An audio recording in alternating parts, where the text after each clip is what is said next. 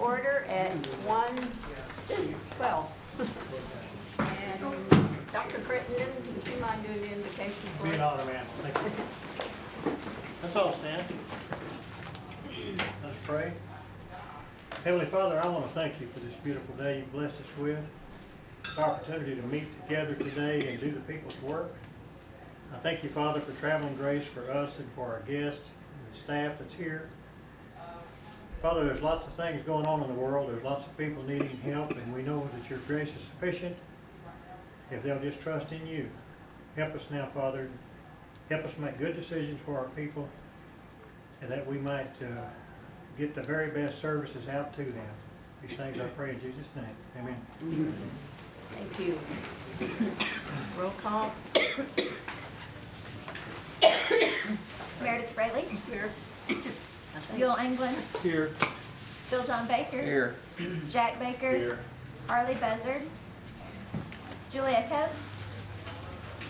Did we lose her? Bradley Cobb.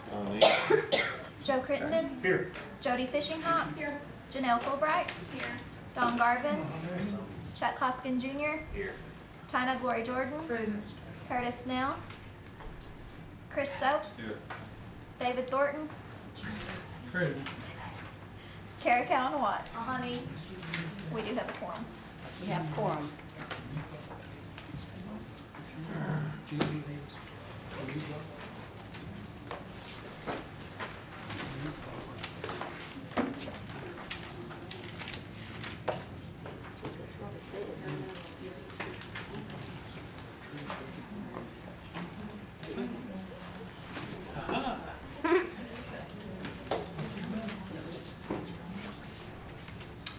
Next item is approval of minutes, April 24 regular session.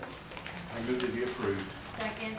Moved and second. Any discussion on the April 24 minutes? All in favor signify by saying aye. Aye. All opposed, same sign. Now the May 12 subcommittee minutes. Any changes, additions? A motion to approve. I move to be approved. Moved and second. Any further discussion? All in favor of the May 12 minutes as written, signify by saying aye. Aye. All opposed, same sign. Motion carries. Moving on down to the reports, Ms. Wright, the Marshal Service. Or someone, anybody?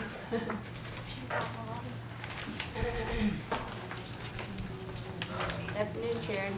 Good afternoon.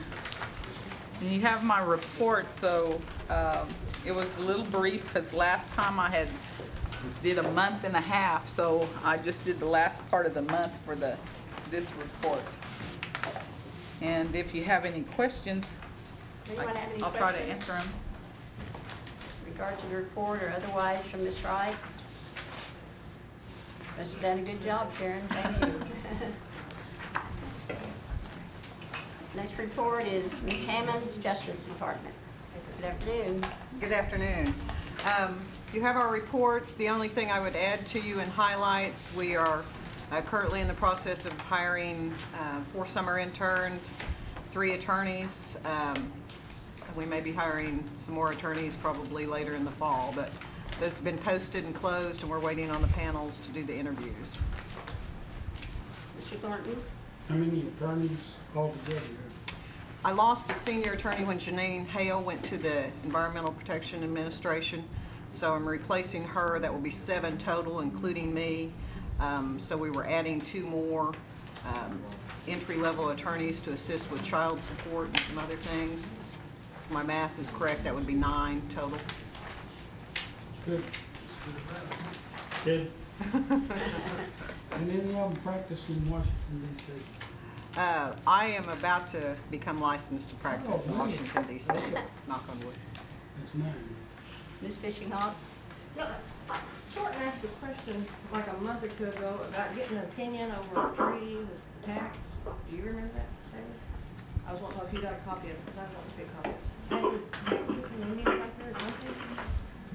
I think somebody else. Involving payment of state taxes. I think it might have been someone else. Mr. Hoskin, are you familiar?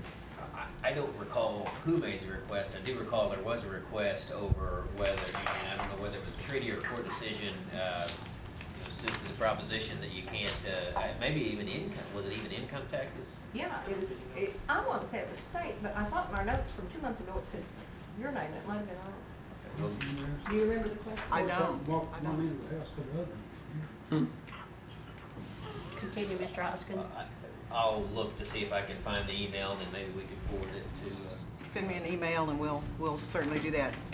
Briefly, Indians who live on Indian country and work for the tribe do not have to pay state income taxes. That answer your question, Mr. Hunt? But we'll be happy to answer anything Corey, further. I have a question to pose to you. Under the Governmental Records Act, we make requests. There's usually a letter that comes with those that says that it's confidential under Title 75. I want to make sure from your position that does not mean that a council member cannot share that with the other council members. That would be my interpretation. It just has to stay with the council. Okay, so if I, for example, receive something that I have requested from admin under that Freedom of Information or Governmental Records Act, then if other council members should see that, I am allowed to copy and give that to other council members only. I would think so, because they could have asked for it in the first instance, Okay. just as you did. Okay. I would think, I would just, if it were me being suspicious, old, broad, paranoid, I'd, make note of whoever I shared it with, the full council or whatever individual council members. Okay. And Todd, would that be your same opinion? That'd be my same opinion, and I would also state that if the items are copied and disseminated to any other council members, that the council members that you give them to are still bound by the same confidentiality Absolutely. requirements of But I wanted to make sure that I could Yeah. share that with my fellow council members. that would be my opinion also. Okay. Any other questions? Ms. Hammonds? Thank you. Thank you. Is anyone here from the Election Commission? Did we ever? And Madam Chair, I have a question. Thank you. Have we sworn in those election commissioners that we appointed and nominated? No, there's no reason why we can't. We've sort of been waiting on the chief's appointees, but that doesn't mean we can't.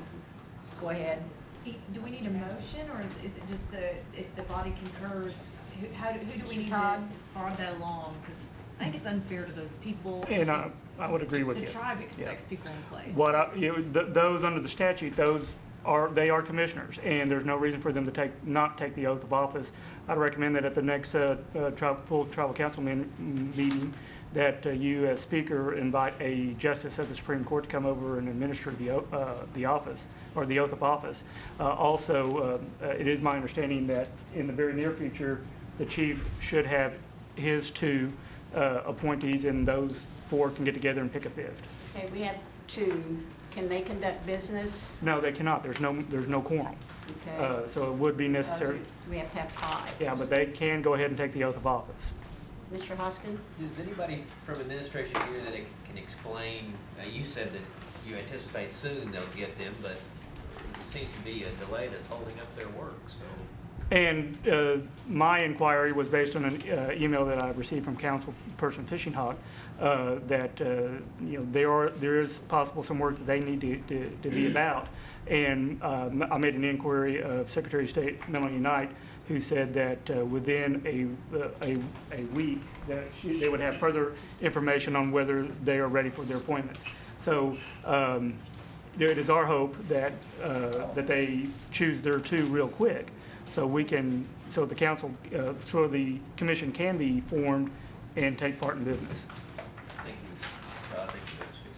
Thank you. Lori Jordan? I'm not sure. Kara, did you make that in form of a motion? Chair indicated we didn't need to make a motion, that would just happen. We just have it. It just happens at At the council. next council meeting. Okay, so we're just going to do it at the next council meeting? Okay. Because I thought they were already, No, they have to in be place. sworn in. Okay. Any other questions? Okay. Next report is tax submission in Swepston.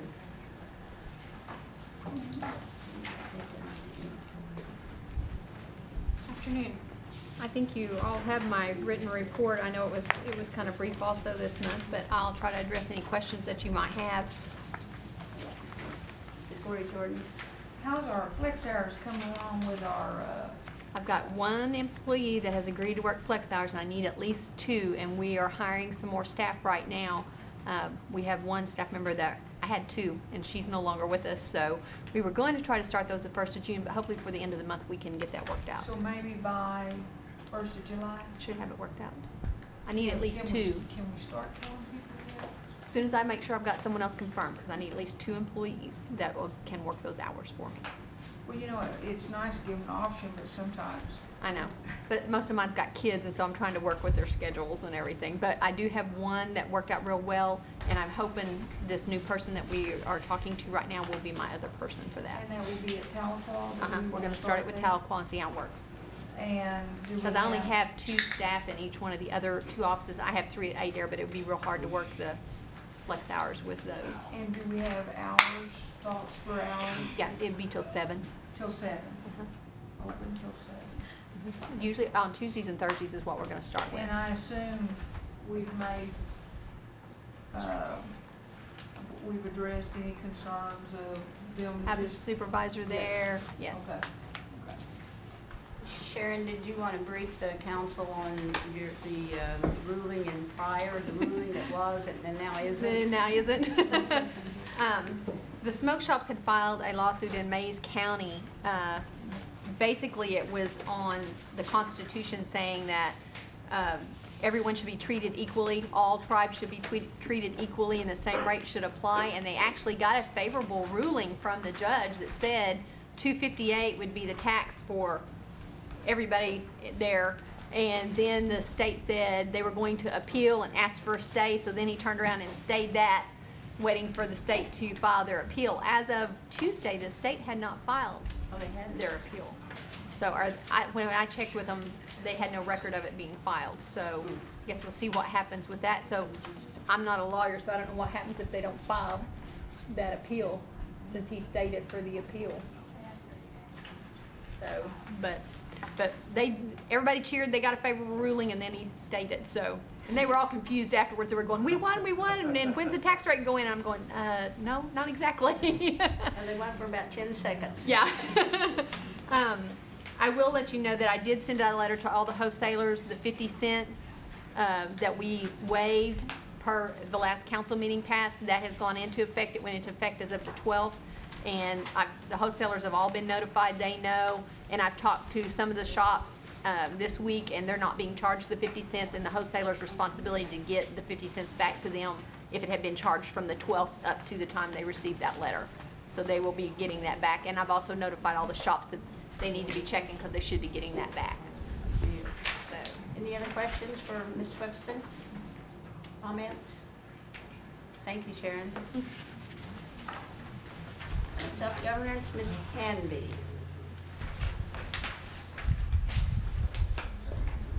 Good afternoon. You have my report, so I'll just be brief with a few updates. We did receive the DOI MOUs and MFA, and we have been paid our DOI funds. Not all of it, but what's due to us right now. I've also given you a handout from the Self-Governance Conference. This was a brochure done by the OTSG with IHS. We're also going to be working on a self-governance report card to report on the progress over the last 20 years of the tribe's progress within self-governance. And also the BIA has produced a video. It's just a short video. We were able to get Chief Smith to participate in that, and we saw it unveiled at the conference. It's a really good, real brief video, but as soon as we can get a copy of that, I'd like to share it with the council. Under initiatives, the self-governance planning process continues with Hastings, and Melanie gave a thorough update during the health committee. And you've also should have received a communication in regards to the employee offers that are going on this week at Hastings, that a communication from Melanie on that. Since the health committee, we've had several conference calls. We just completed one this morning with IHS, and we are making incremental progress on negotiations. Doug has participated on several of those calls. The Oklahoma City area office is in the process of moving to a new location, and I think that has to do with the terms of their lease on the old facility. But they've boxed everything up this week and are planning to move this weekend. And we have scheduled all next week for negotiations with them on the OCU campus. So we will be there all next week in negotiations. And we'll give you another update during the health committee of the outcome of those.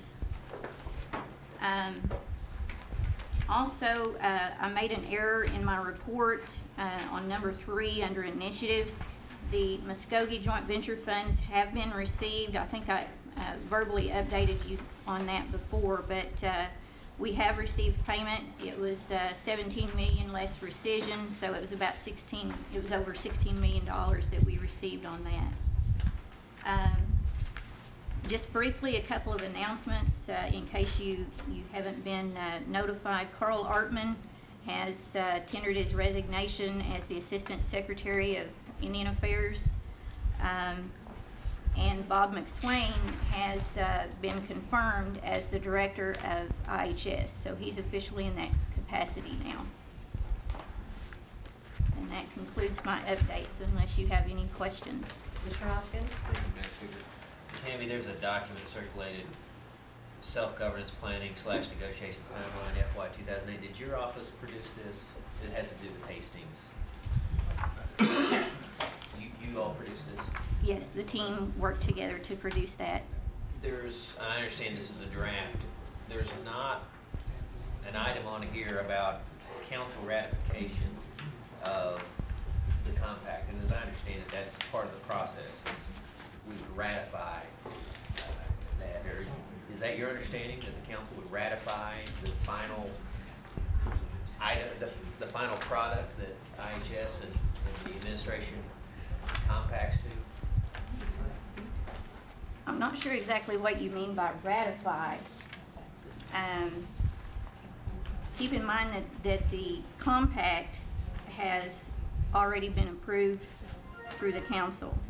And if you'll recall, that was done at the very beginning of self-governance with our original compact. We did a resolution to reaffirm that when we negotiated a new compact in 2005. So I'm not sure if that answers your question or not, but it sort of does, because it sounds like there's nothing left for this council to do on the compact process. But my understanding, and Todd, maybe you can speak to this, is that, and I can't remember the specific legislative act calls for ratification of a compact. Yes, and I've not been shy about my opinion on whether it is necessary for this council to ratify for lack of a better word, the Hastings takeover. It's my opinion that the council should and must ratify that on a number of reasons. First is constitutional. There's going to be the need for it to expend funds to effectuate this acquisition, either through budget modifications or new appropriations or money that will be given to us that must be appropriated. Under the Constitution, the only people who can expend or authorize the expenditure of funds is the tribal council. Secondly, there is Legislative Act 1501, which requires that anything involving substantial assets of the Cherokee Nation, any compacts, treaties, contracts, etc., require council approval. It is my opinion that this type of action will fall under the auspices of Legislative Act 1501. The resolutions that were referred to are general in nature. They were pretty much just reaffirmations of what had come of what you have done in the past. It is my opinion that number one, the Legislative Act is more specific and therefore would control over general language. And also, there's a difference between resolutions and legislative acts. Resolutions, by definition, under the statute, are a statement of will or wishes for the council. A legislative act is something that must be adhered to and must be followed. So therefore, under that auspices, I would say that a legislative act trumps a resolution in this regard. It's my hope that somewhere during this timeline that they will bring this to the council for approval. And I don't think you have to hope, Mr. Embry. I think Legislative Act 15-01 mandates it. And frankly, if it's not brought to the council for ratification, I think it's a violation of Legislative Act 15-01. And so that's why I'm very sensitive to a timeline that doesn't contemplate any action by this council under Legislative Act 15-01. Now, I may misread that act, but my reading of it right now is that we're not done. Melanie, did you want to comment? Yeah, I just wanted to add a couple of things. First of all, we're familiar with the act that's being referenced in terms of ratification of a compact, and that was ratified, was approved by a resolution of the council. We're not at this point proposing to change that compact. The compact exists and is out there and has been restated and re-signed in 2006. We're not proposing to change the compact. What we are negotiating, and a lot of times we use the terms compact and funding agreement interchangeably, but we're negotiating a funding agreement that's associated with that compact. The compact authorizes a funding agreement, and that's what we're negotiating. We negotiate those sometimes every year, sometimes we negotiate in them for multiple years. And so it's our position that the approval of the compact has occurred. However, I agree with the council here that certainly budget has to be approved by the council. We can't spend a dime without budget approval. And beyond that, certainly we've been reporting to council on the progress of these negotiations and intend to continue to do so. I would encourage discussion about what kind of action, if any, further beyond the budget approval and the approval of the compact itself that this council would like to do with regard to Hastings. And I'd like to encourage that, and we would like to participate in that as well. So if there needs to be an additional approval of a specific program under that funding agreement, I think that we would like to support that in any way that we can. So thank you, Madam Chair. Baker? Melanie, Yes. am I to understand with what you just said and all that last month when Melissa came to us and started telling us what was going to happen, and the speaker says, well, no, it has to come back here, and the chairman of health said it has to come back here, and she agreed it had to come back here. That is not your position now, is it? It certainly has to come back in the form of a budget amendment to the budget, because it cannot be effectuated until we are authorized to operate it in the form of a budget. But you're prepared to negotiate, sign off, take Hastings with or without us? We negotiate funding agreements routinely, and I think Vicki just reported to you on the Department Taking over Hastings is not routine. Well, I agree. It's a very substantive additional program under that funding agreement, but what I'm trying to talk to is the process, and the process being that it is a funding agreement. We negotiate those for multiple years. We negotiate them annually. They used to be called annual funding agreements, and those are operational agreements under an umbrella compact between the Indian Health Service and the nation. So I will back up and say again that yes, the compact was approved. The compact stands and it's still approved unless that approval is ever changed or withdrawn. But certainly, if this council decides that they would like to take some action with regard to that program because it is so substantive, I don't think that we're opposed to it. Madam Chairman, Yes.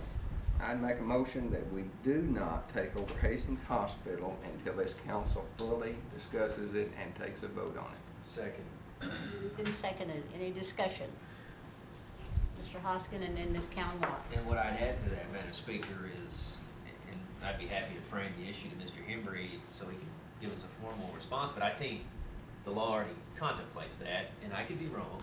I think I'm echoing what Mr. Hembry said. I think he thinks the law contemplates that we would ratify an action of this nature after the fact. As Councilor Bill John Baker said, it's not routine. There's some material differences in this action and the other, as they said, routine actions. So we may not even need this action. So this may be redundant. I still support it, but I also want to let you know I'll be asking Mr. Hembry to kind of put that in a formal way to us so we can better understand the law in this area. Yeah, and I'd be happy to, and I have a draft memorandum on this, and I'd be happy to expand on that particular issue. You know, I kind of like to pull things down to its simplest form. At the end of this negotiation, our nation is going to be signing a document. Now, it's either being called a contract, it's going to be called a compact, it's going to be called a memorandum of understanding. It's going to require a signature of substantial nature, and that act defines substantial assets of anything over $25,000. So, and it also defines what a compact is, what a contract is, what a memorandum of understanding is, and you know, and as your attorney, I don't see a way that this does not meet. Fall under the auspices of 1501. A motion is by all means welcome if the council so votes in favor of a motion, but I think the law, it's my opinion that the law requires it unless the administration can show me something that I'm missing. Mr. Hoskin? I withdraw. Thank you, Madam Chair. Ms. Cowan Watts. Thank you, Madam Chair. I understood it differently because, first of all, I guess this motion seems to indicate that this process has been done in the dark somehow, and I don't feel like it's been done in the dark. This is my personal opinion.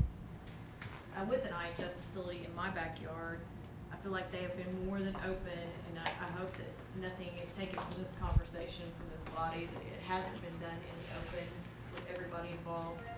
But the second thing is, at the last, I think it was the last council meeting or 2 council meetings before, we were given 2 prior resolutions which clearly indicated that this body had given them authority to compact with the Hastings Indian Hospital. So I felt like they had come to us, and if we wanted to rescind that at this time, that would be the action of the body, but it would be redundant, and it was unnecessary for us to affirm with a motion or anything, because we'd had the opportunity to, and it seemed like we concurred, we had questions, we had concerns, but that this body concurred that we would go forward with taking over Hastings, and that documentation had been shared with us throughout. So I'm not understanding why we would need to follow through with the motion on the table, or why we're being, what I perceive as difficult when we're already facing a difficult process in self-determining under Indian Health Service. So thank you, Madam Chair, for your time. Dr. Cobb. I fully understand your concern to pull out the same word that Councilor Cowan Watts and Councilor Hoskin used. I'm not sure that this motion may not be redundant. I do believe that some steps are in place. I do think this council has a say. I have some concerns, but I do believe that this motion would be redundant. I am of the opinion, on a personal level, that we are we started out in the negotiation phase, and now we're in a little bit more of a, we've moved beyond the negotiation phase to look at a feasibility study, and we're hammering those out right now. And I do believe that that's what's happened. I do not believe that this has been done in the dark.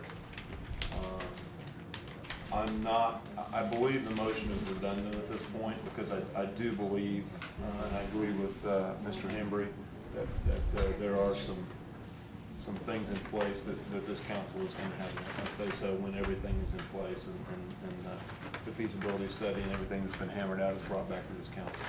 Thank you. When you say the feasibility study, you mean as it relates to the budget for Yes. this particular program? Mr. Hoskins? Thank you, Madam Speaker. As to the notion that this should somehow be viewed as the council thinking it's been done in the dark, I disagree with that. The Council of the Cherokee Nation, if they pass this motion and if Mr. Hembry's right, is simply as an institution asserting its authority to have final say on the ratification of this compact. I don't think that it's inconsistent at all with the two branches agreeing that we ought to take over Hastings, but I think it's an important procedural step that the Council of Cherokee Nation ratify this very important, very substantial agreement. Don't oppose this motion because it's redundant. You certainly question it because it's redundant, because it may be unnecessary. Mr. Hembry is going to give us his opinion on whether the law already requires that ratification. But I think this resolution is simply a sense of the council, particularly in light of the fact that the administration seems to have lost sight, in my opinion, of the council's role in ratifying this agreement. Let's affirm here today, that Councilor Baker wants us to do, that we are going to ratify this agreement. At least that's the way we view it. If anyone disagrees that we ought to ratify it, then certainly oppose Councilman Bill John Baker's motion. If you think the Council of the Cherokee Nation ought to have the final vote on ratification as an institution, as the people's branch of government, then please support this resolution. Thank you, Madam Speaker. Sure. Mr. Thornton, and then Mr. Hill. I'm sorry. To me, this started off after the election, so this is covered during our terms right now. Covers our terms. I think that, as far as I took it, under vote or whatever, this started out as a negotiation phase to see if this would be feasible for this nation to take over that hospital. That's the way I understood it. I don't think it was ever brought to the council for their opinion whether we would take the hospital over or not take the hospital over. Whether I'm for it or against it, I have people in my district that are for it. I've got people in my district that are against it. There's people up there at that hospital that's working every day that are against it. But I'm like these two gentlemen here. I think we need to ratify this after it's all put together and brought to us. And I think we should have to pass this to say if yes, we're going to take this hospital over under the nation, simply because in our Constitution, we approve all funding. It doesn't make any difference what it concerns. This body here is over the funding of this nation, and we've got to appropriate that money. And if we don't, I kind of lean towards taking the hospital over myself, but that's the way I'm leaning. But I think we need to ratify this, and that's just the way I feel. Thank you. And just to clarify, the document that Councilman Hoskins is referring to, I don't have it in front of me, but I believe there is a budget approval in there.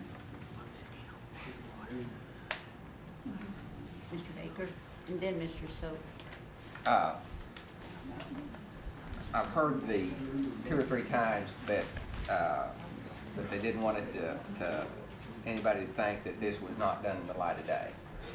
Well, folks, I guess the answer is no. It has been brought to us one time in a committee meeting, and at that particular point in time, the question was asked, does it not come back to the council? And it was very clear. Speaker said it definitely has to come back to council. The chairman of the health committee said it definitely has to come back. I mean, it's on tape. Everybody said it. Melissa iterated and says yes, absolutely. It has to come to you before it becomes before we take it over. But that's not what I'm hearing now. That is my concern. I have been going to the negotiations. I have been listening. I have been somewhat participating. And I'll tell you right now, we have not got enough information from IHS to make a decision. They have not given us all the financial information. They are keeping stuff from us. We have, for 6 months, we've been asking for information that every time I show up, they say, well, we'll get that to you next week.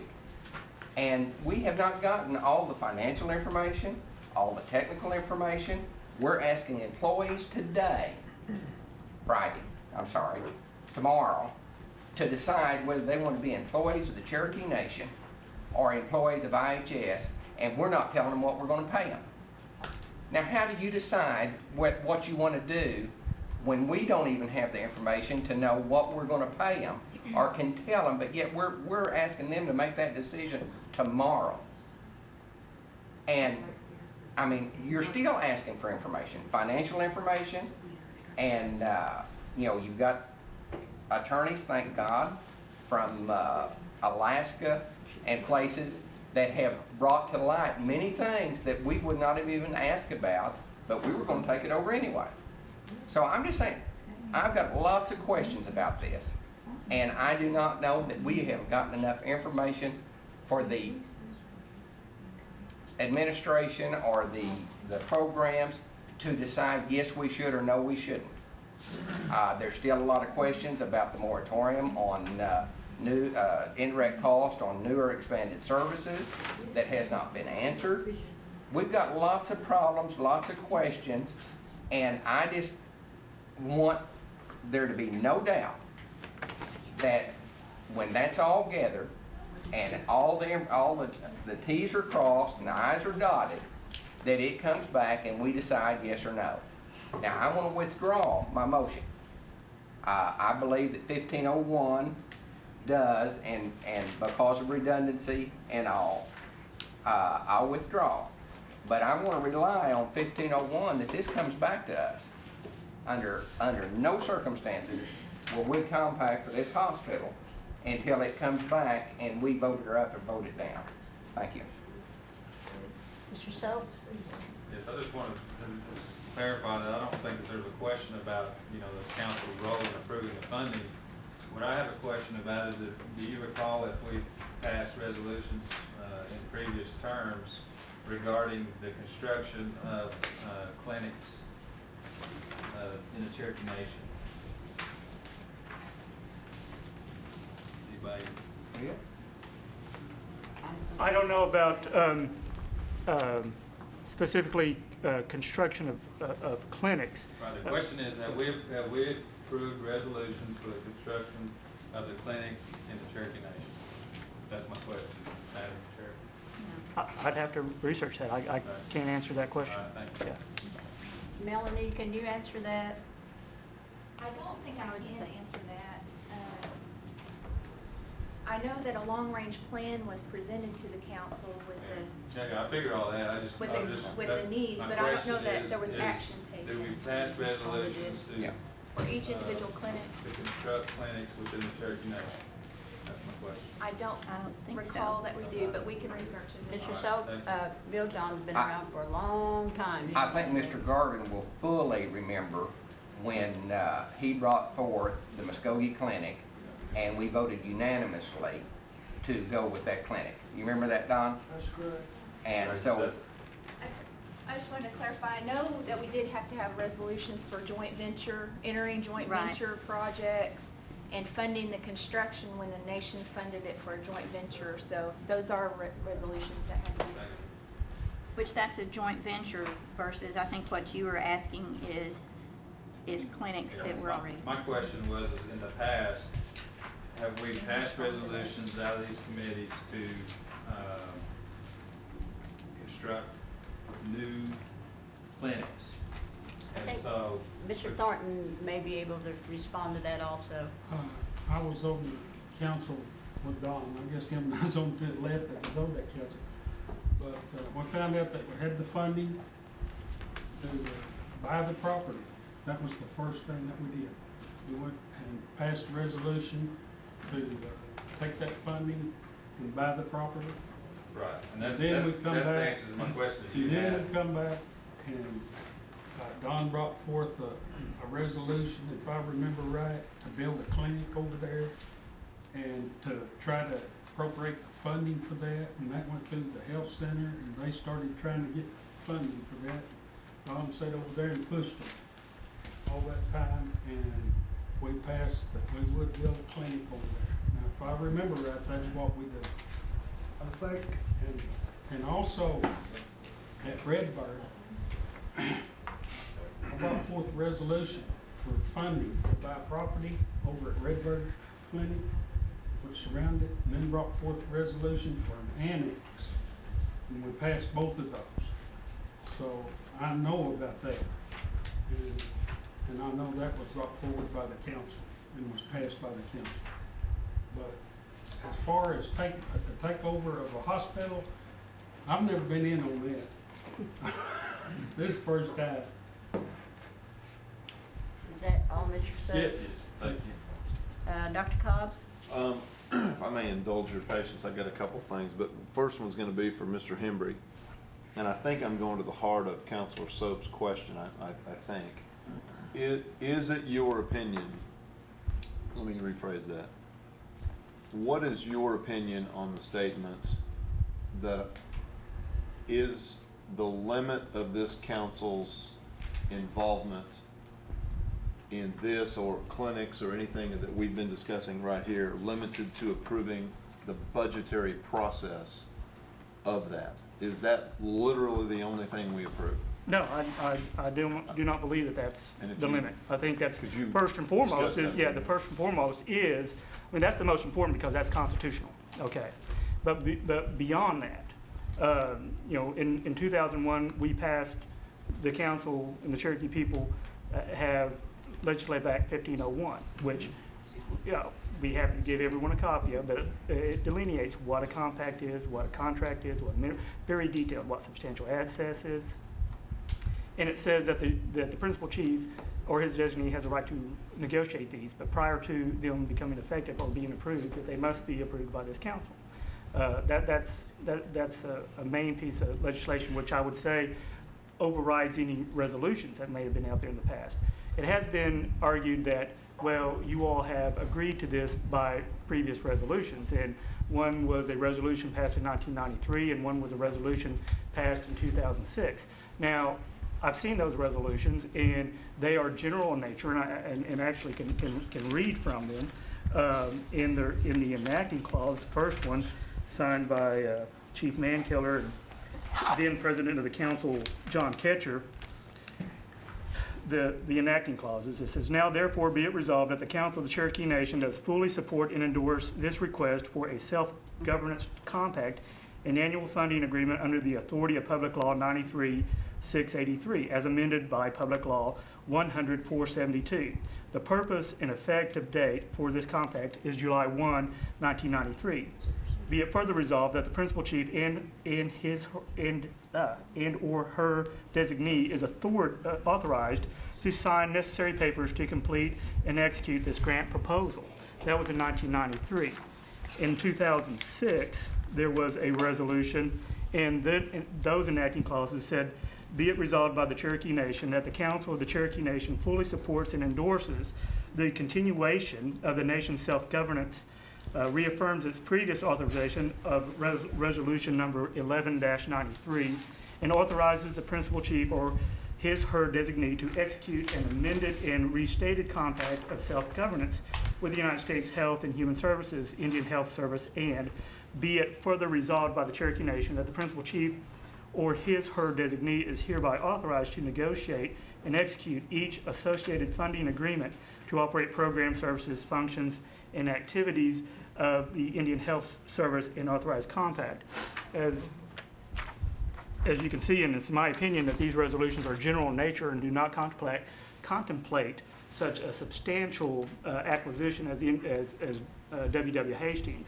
Plus, as I stated earlier, as defined under our statutes, a resolution is a statement of will and does not have the apportioned effect of law. Legislative Act 15-01 is a law that must be adhered to, and I believe that it contemplates the type of acquisition that we're talking about, which is the acquisition of W.W. Hastings. I would echo the statements that none of this has been done in the dark. It's been very open and very involved, and all parties need to be commended by that. It's my opinion that prior to this being effective, that it must get this council's approval on a number of issues. Number one, budgetary. Number two, in compliance with Legislative Act 1501. If I may, I have a couple questions for Secretary of State. Can you bring us up to speed? I know, and I don't want to put words in your mouth, but I felt a little bit of frustration on getting information, and I think Councilor Baker had alluded to the fact that you had sent a letter to Maryland. Where are we on actually getting? Are we still trying to pull information out of them, or? Oh, it's that never ends. My experience is 17 years of this, and that is something that has existed since the self-determination started, and it has gotten better, but it is still a struggle to get the information that you need when you need it to make these decisions. As far as that letter goes, that letter went forward, and there were a number of issues in that letter. We've gotten information on many of them.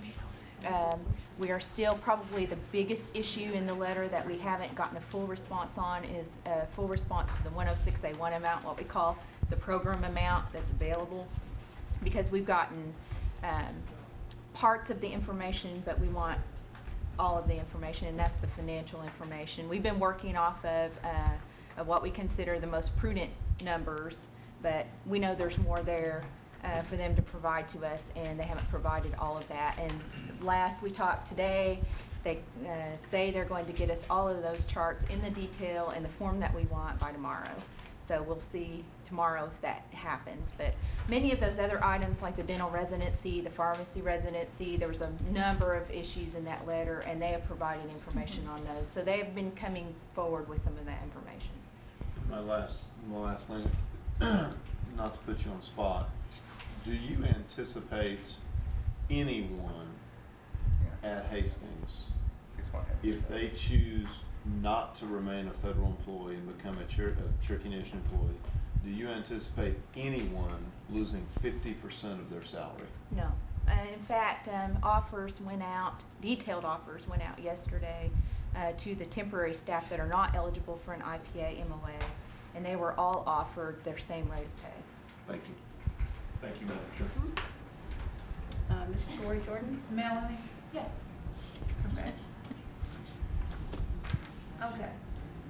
Let me make sure I understand. Melanie, you're the Secretary of State, right?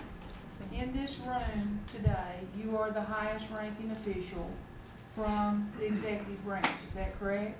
I don't know if that's the case or not. The AG is also present. So. Well, have the AG come up too. She's in the executive as well. Okay. You two in this room are the highest ranking officials from the executive branch, is that correct? The marshals.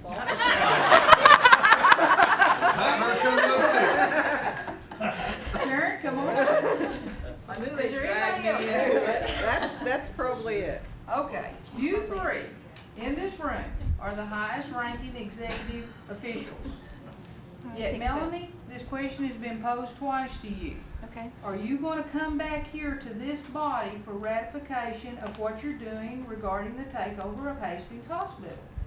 Answer specifically. I will. You were very good. You'd make an excellent lawyer. You talked all around the question, but you never answered it. I don't know that that's a compliment. If we had assurances from the executive branch that ratification will be requested of this council of any action before it becomes permanent.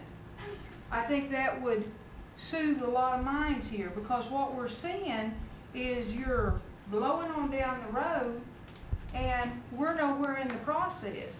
And that's what the people are seeing. Daily, I'm inundated with emails and phone calls because this is in my district and Bill John's district.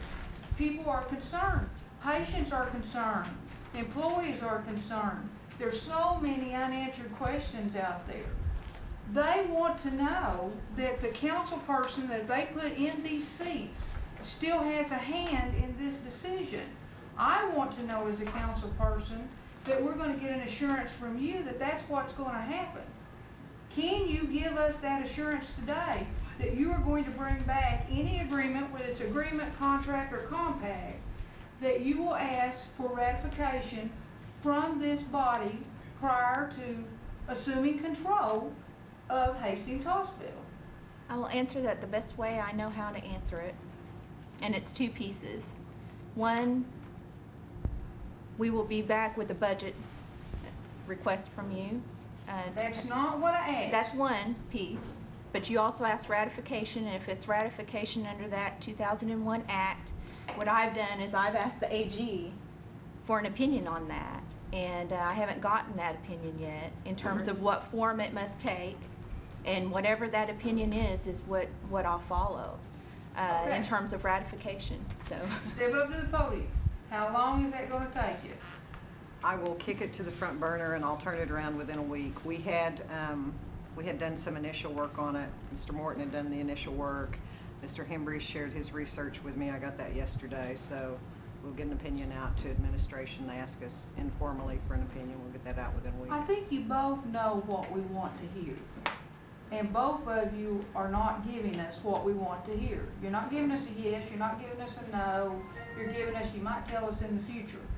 I don't know the answer, Counselor, just to be blunt with you. I don't know if the answer is yes or no. And I don't want you all to take that as being divisive. We've got to know. We have people every day asking us, are you at least going to look at this? Will your hand be part of this? And I can't tell them. I can't tell them because you all won't tell us what your position is on 15-01. well, there's a position on 1501, and then there's also beyond that, beyond 1501. It may not be required for ratification depending on what the AG tells me, but that doesn't mean this council still cannot take action, and that we wouldn't request that action from you. Let's be realistic. How many people here are going to say cut off funding to Hastings Hospital because you didn't like the takeover of Hastings Hospital?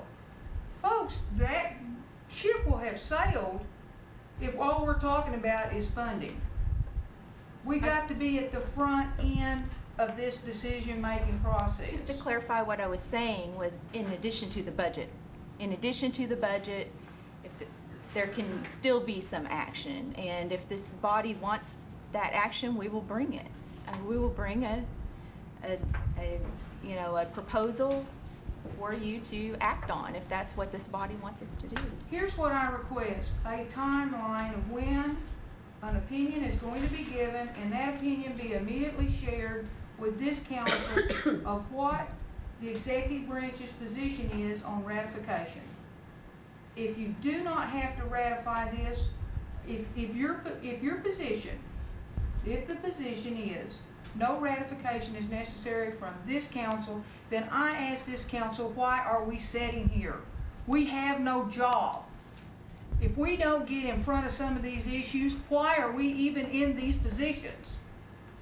So I want a timeline.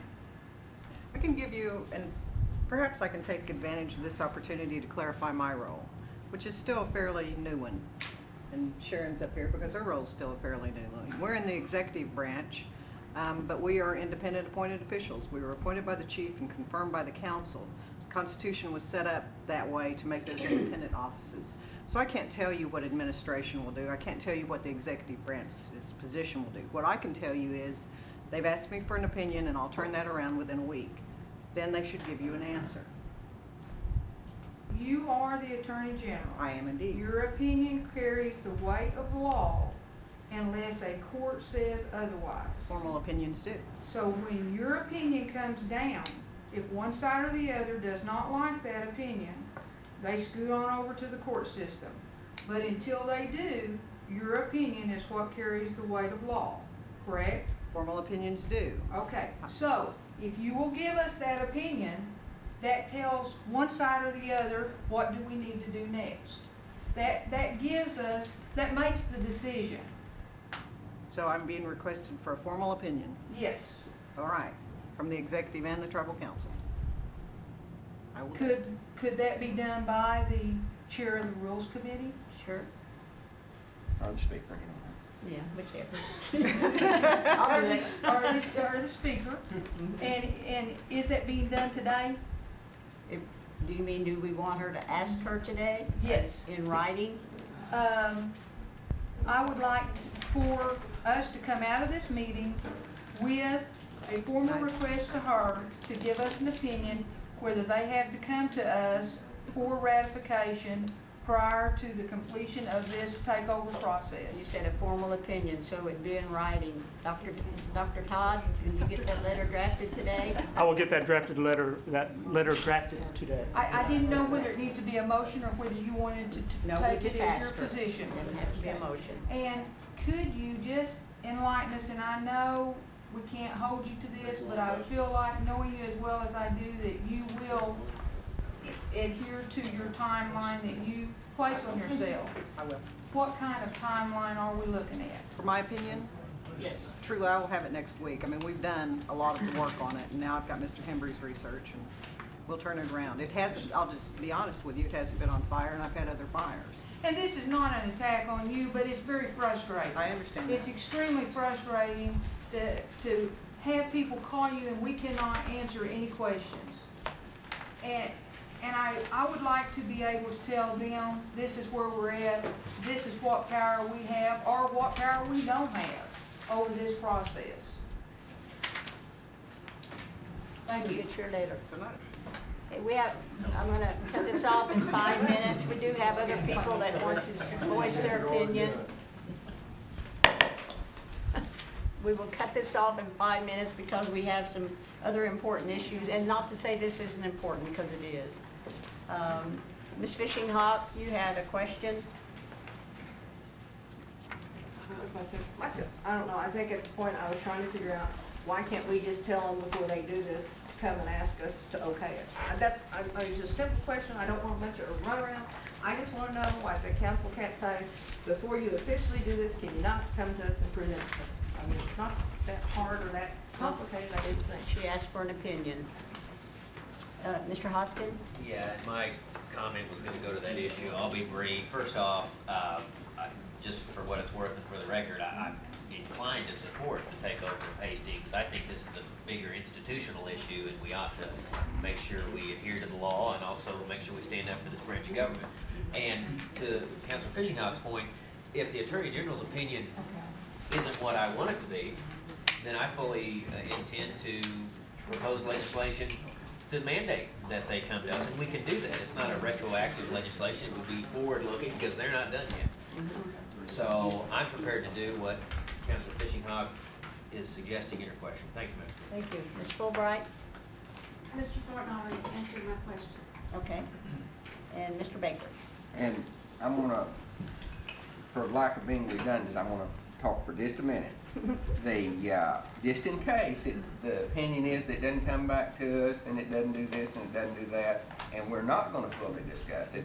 Folks, their roof is about wore out, and their idea of us fixing it is to take our maintenance costs for the next 5 or 6 years to pay for a new roof.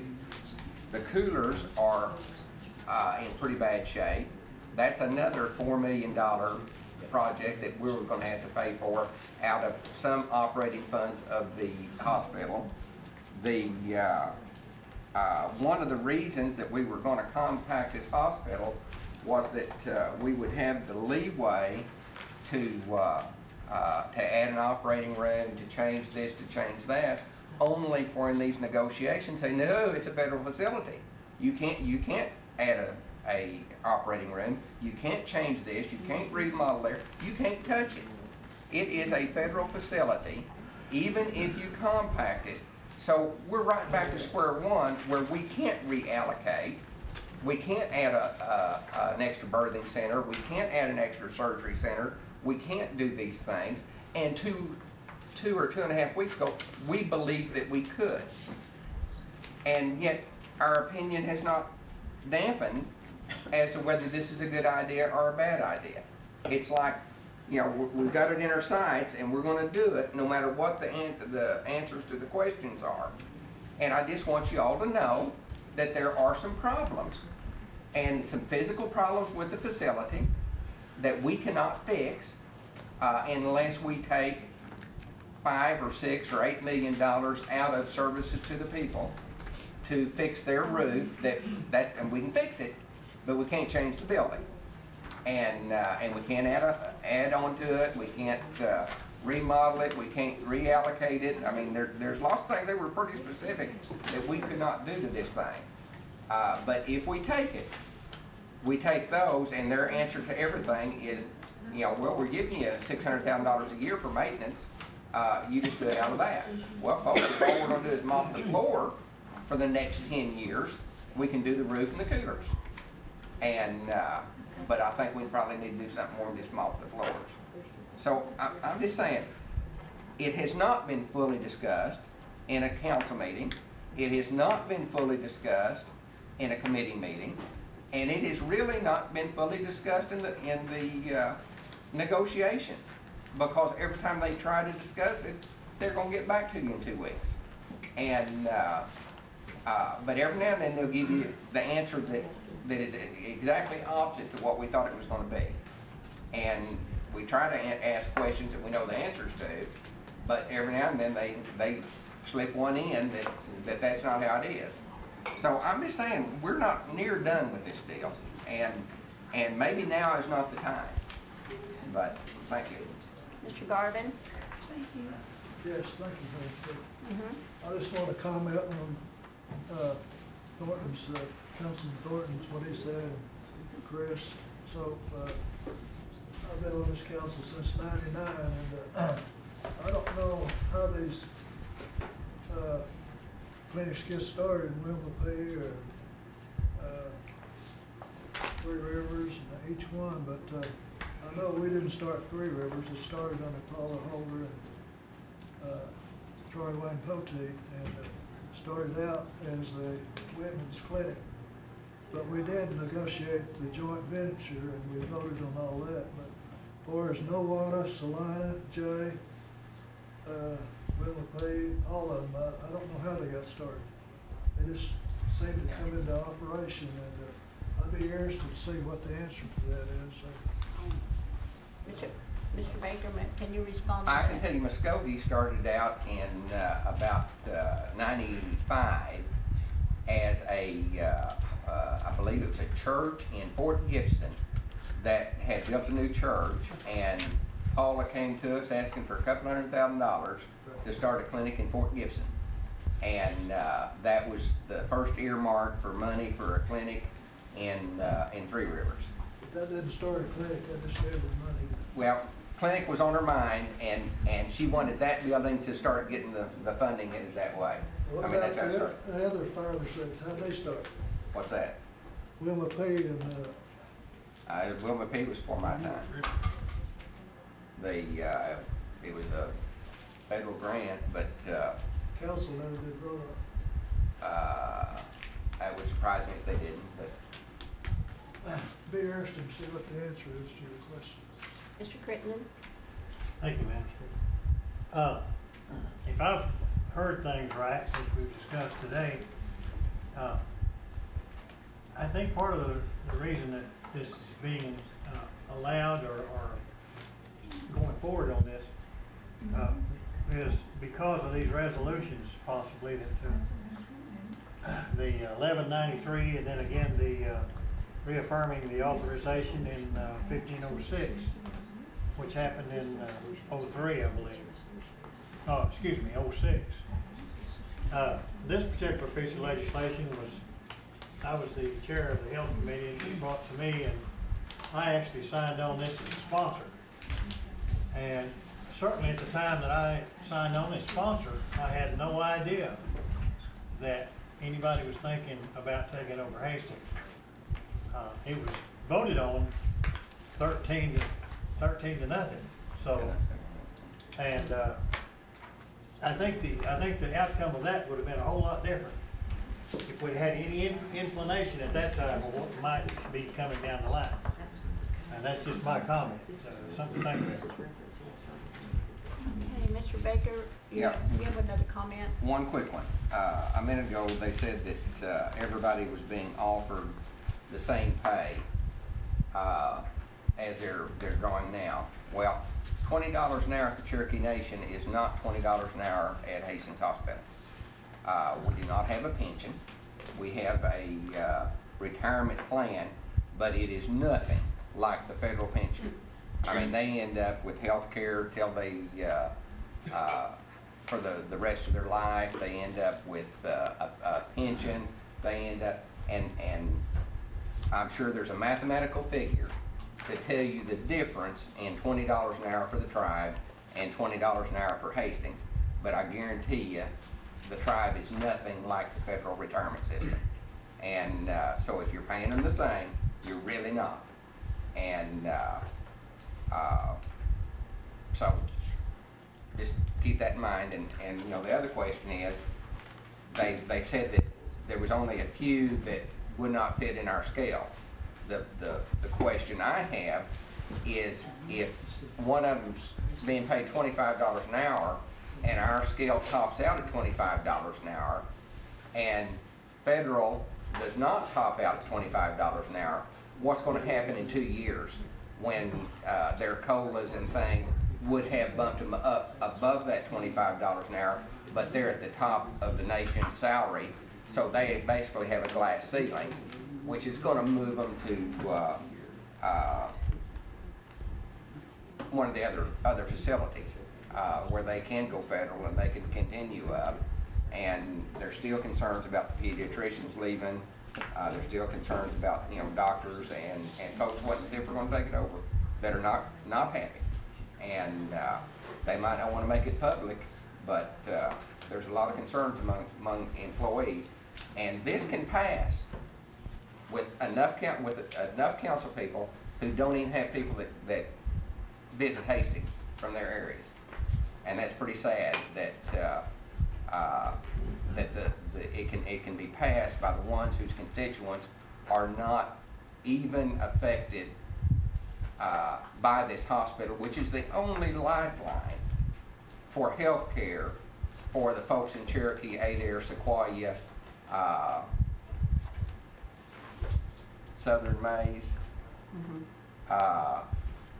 and Southern Delaware County. I mean, that's the service area, folks. And there's enough council people on this council. Now, a lot of you have family that uses Hastings, but your folks go to Claremore.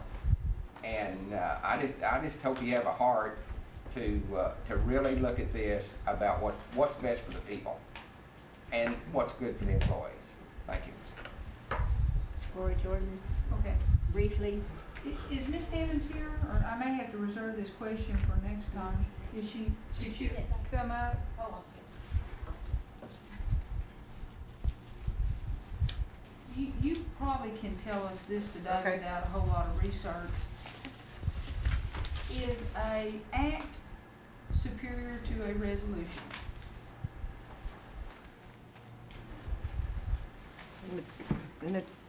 When we Under pass Cherokee an Nation, act, well, is it superior to a resolution? It's supposed to be, an act is supposed to be an embodiment of law, and a resolution is supposed to be the will of the council. However, in Cherokee Nation jurisprudence, those lines are fairly blurred. That's why I hesitated as long as I did.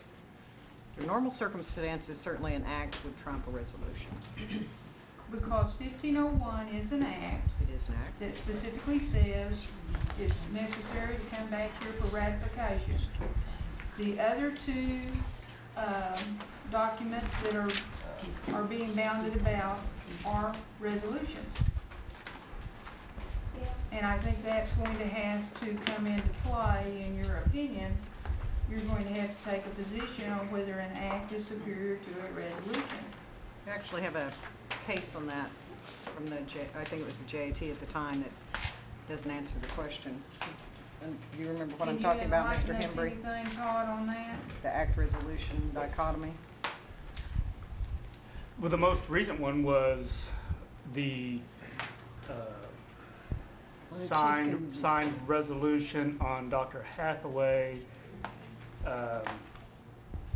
Remember the council approved Dr. Hathaway because he was the 5th member picked of the 4 on the election commission, and the chief signed it, and then the chief said, no, I didn't mean that I approved, I just approved that that was the will of the council. That's the latest one. That's the one I'm thinking of. I'll certainly address that in my opinion, but there is an issue under Cherokee Nation law, it's the act resolution. Because I'm seeing one that's law and one that's recommendation. Will of the council. And the law specifically says you come back, I think it's, let me get my reading glasses on, but it's section 5, paragraph A, that says you come back here for ratification, which I find to be very hard to get around in light of the fact that the other 2 are only resolutions. And I would ask you to address that in your opinion. Todd? For the council's edification, I would state that the pertinent titles in that is Title 25, Section 27 of our code, which defines resolutions, and Title 25, Section 21, which defines acts. Section 27 of Title 25 reads, when an act of temporary character not prescribing a permanent rule of government, but only declaratory of the will of the council of the Cherokee Nation on a given matter, or in the nature of a ministerial act, is the intent of the council, the same shall be effected by a resolution of the Cherokee Nation.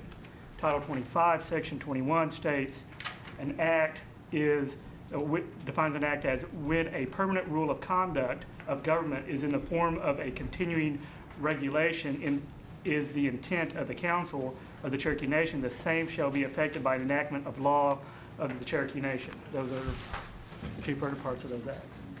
Thank you. Okay, moving on to Gaming Commission. Anyone here? Madam Chairman. Yes, Mr. Baker. If we could at this time move items 4, 5, and 6 of new business to the head of the reports. Yes. We've got a presenter that has another meeting in Tulsa, and to affect him getting out of here, I move that we... Second. Moved in second. Any discussion on amending agenda to include 4, 5, and 6 under new business before old business, correct? Okay. All in favor, signify by saying aye. Aye. All opposed, same sign. Okay, Mr. Hembry, right quickly, codification, I know you're about there. We've done all the cases. Ms. Johnson, Mr. Morton, and I have divided up the titles, and it's going very fast, very smoothly, very fastly with their help. Thank you. Ms. Hammond, do you have anything that you want to report or can report on GEG? I would defer, if I might, Madam Speaker, to the Marshal. Okay, Ms. Marshall? And I really have not gotten anything new on GEG. I've not talked with the investigator this past month on it, and he hasn't brought me any new information, so I think they're just on course of where they were before. Okay, thank you. Okay, the agenda has been amended to include item 4, 5, and 6. So item 4 is an act relating to technical amendments to the Beverage Act. And Mr. Huffman, did you want to bring that one forward? I can. Bob Huffman for C&E. This is a technical amendment to allow third-party lessees on trust property to obtain a tribal liquor license. It also provides for the suspension of sales tax on sales of liquor by the third-party lessees, and also tightens up the criminal penalties for sale of liquor to intoxicated people. And essentially we are requesting this to allow C&E to allow third-party lessees to operate restaurants on trust property. Yes. I got a question. Where did they get the Do we have a motion first? Okay. Moved, so moved. Second. Moved and seconded, now discussion. I'm curious, where do these third parties, who licenses them? I know because the liquor stores go through ADX. So it goes through ABLE, the state ABLE Commission, and then they would have to get a tribal license, and that's what this amendment does, is amend our ordinance to allow these third parties to get a tribal license, because the way it's written now, only C&E can obtain a tribal liquor license. Okay. Are we gonna allow corporations to own liquor license? Because I didn't think states or federal was allowed. Yes, Or they at do. least Oklahoma they don't. Yeah. Okay, how about so they don't go through ATX anymore? No. So federal get taxed now? Everything the same? Right. What do we do about felonies? I'm kind of curious on that one too, because I know that we don't have felonies in our courts, but I know a lot of laws deal with felonies when you do certain things. So what does that go through state court? Well, the lessee would have to abide by state law, and the ABLE Commission and the state has certain laws, some of which are felonies, such as selling to intoxicated people and minors. Okay, I was curious. Ms. Gloria Jordan? Can you address any liability? Are we shifting any liability by doing this? Are we still liable if we issue this license and they serve someone to the point of being drunk when they leave our premises? Where is the liability? Liability stays with the server, the entity that has the license that serves the drinks. Are you saying then through sovereign immunity and through the fact that we're only issuing the license, we would not be brought in on the liability side of it then? That's correct, in my We opinion. could be brought in, but we'd have a way out. Yeah, that's correct, in my opinion. There's a little uncertainty because of this recent Biddle case, but... Well, that's the case I'm thinking about is there any way we can shield ourselves from that potential happening if our casinos? I don't think there's anything in our ordinance we could do to do that at this point. We still have to wait and see what happens with that case. Are we requiring them to carry a minimal amount of liability insurance? That will be in their lease. And how much will that be? I don't know. It would be a normal business practice, as you know, we don't let anybody on the property unless they're insured. So I don't remember the amounts, but I can't say that we have covered that base. It would be substantial, hopefully. Yes. Okay. And the liability, like Bob said, is with actually the server. And we go through a lot of training with our people, Mr. Stewart, that. Bill John Meyer, hard of hearing. Okay, sorry. Can you come forward, Yeah. please? Thank you. My quest here is how can we minimize the liability of the nation, even as to their insurance carrier?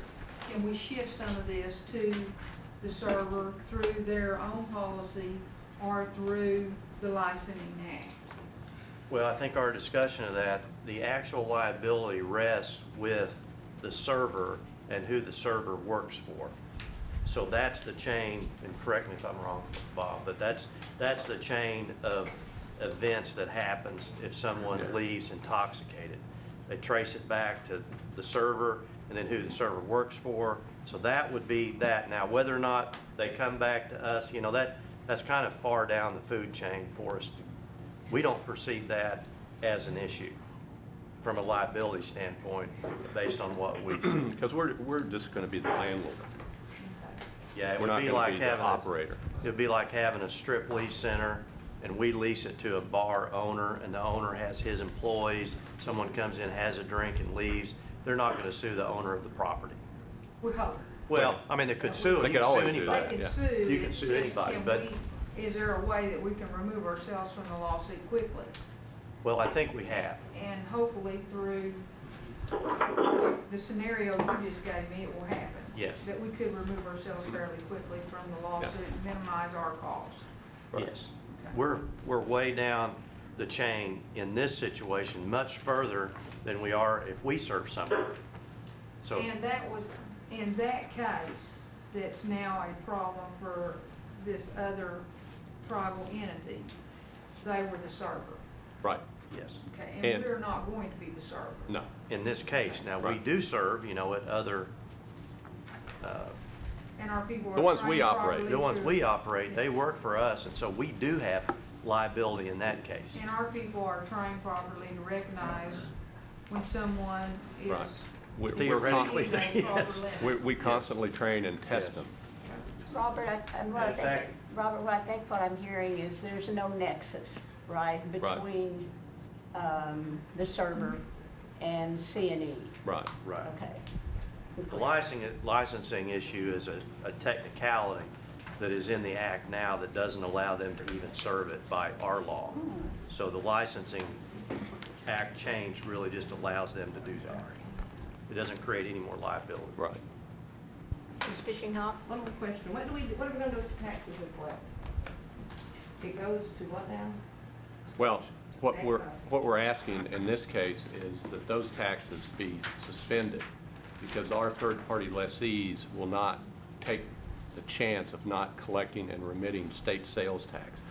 So we're asking that tribal tax be suspended until such time as we can enter into an agreement with the state of Oklahoma to determine who exactly does have jurisdiction to receive that tax. So the excise tax you talked about in this one, we're gonna turn around in the next one and suspend it? The 2% you're talking about? Right, right. Are you talking And about it's also a- item 4? We're on item 4. The liquor, on section 9, Yeah, there's a provision in that one too that says that, legislative act, section 9. It talks about excise tax.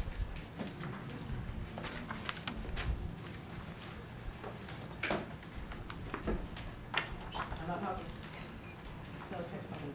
yeah, in section 9 it talks about the suspension of the tax. We're gonna suspend it later. Right.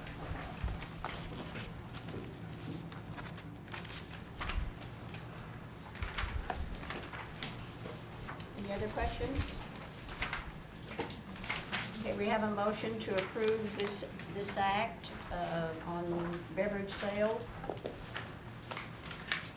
It is an act, so roll call. By acclamation. By acclamation, all in favor signify by saying aye. Aye. All opposed, same sign. Roll call. Roll call.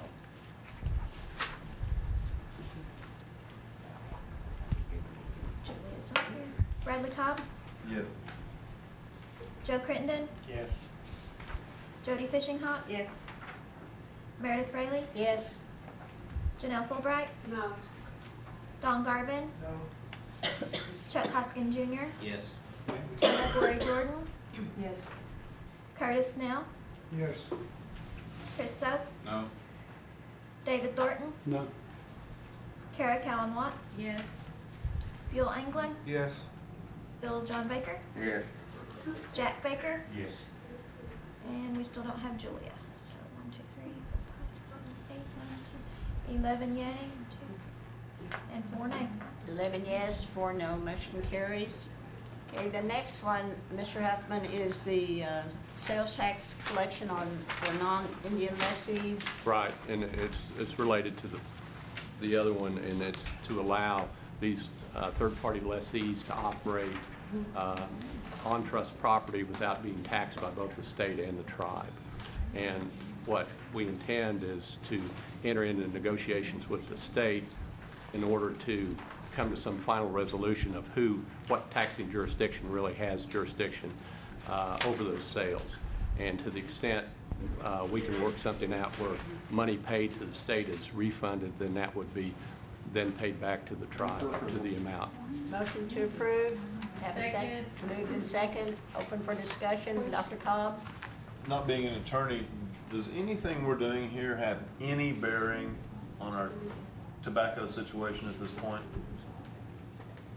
Nothing to know of. We're talking about suspending taxes. I mean, I just would like to know. Does it have any, can the state, my question is, can the state come back and say, Now, wait a minute, you're talking about taxes and we're in the middle of it. That's my question. They shouldn't have anything to do with each other, but because we're talking about an agreement with the state and how to divvy up taxes, they could have. I mean, the state could say, Look for a precedent is my point. let's talk about tobacco also. That's certainly feasible. They shouldn't have anything to do with each other. And the issue of taxation of the non-Indian lessee is a lot less clear than the issue of the tribally licensed wholesaler on tobacco. That's why we're doing it the way we are. That answers the question. Thank you. Thank you. Ms. Corey Jordan? Is this taxes only to the state? We have no taxes that we are assessing? Yes, we assess a sales tax of 6%. And are we... And what we're asking here in this legislation is to suspend that, because these third-party lessees will be collecting and remitting sales tax, the state sales tax to the state. So this is an effort not to tax them both tribally and state. Yeah, if I could But comment. taxes are a cost of doing business. Should they not figure that into their whole grand budget? Well, I mean, why should we suspend the taxes? Tell me why. well, in order. Just because they're paying the state, and that's in question, let them pay the state in question and put it in an account and put it to the side. Why should they not pay us? I haven't heard a compelling reason why they should not pay the tribal organization that's given them a favorable location with much more clientele than what they would have somewhere else. Give me a compelling reason why we should suspend the 6% and let them make a 6% additional profit on top of what they're already going to make, because they're going to be in the most favorable location in town. Yeah, that gets into the negotiation with them in terms of the lease.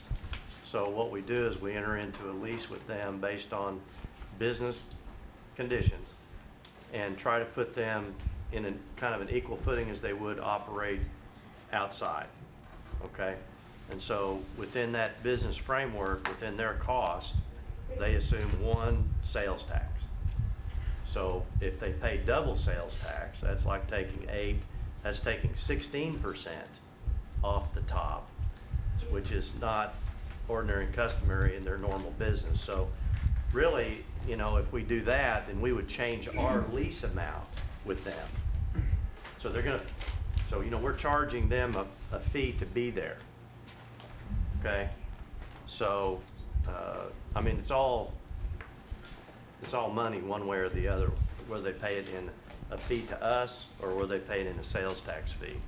But So, we're providing them, Mr. Stewart, a much larger pool of people that will come and use them as a vendor. right. I mean, they're getting I mean, an yeah, advantageous location. You're exactly right, but we would have to go back and renegotiate our deal with them because we didn't negotiate that in the first place. So this deal has already been negotiated. Yeah. Well, I mean, we haven't entered into the formal agreement yet. It's but contemplated that yeah. they would not pay double sales tax. And just as a side note, we're not doing this very many times. I mean, this is not going to be a habit of ours. We have two. We have a Burger King and a Charlie's Chicken in West Siloam, and we have Toby's at Catoosa. So those are the three that we really need to take care of. But we're not going to go out and like sublease all of our, you know, our operations. Can you estimate to this body what that 6% potentially represents in dollars that will not come into your purse, for lack of a better word, that would then translate into a dividend of sorts to the nation? Do you have an idea of what that 6% is valued at? $100,000, say, a year.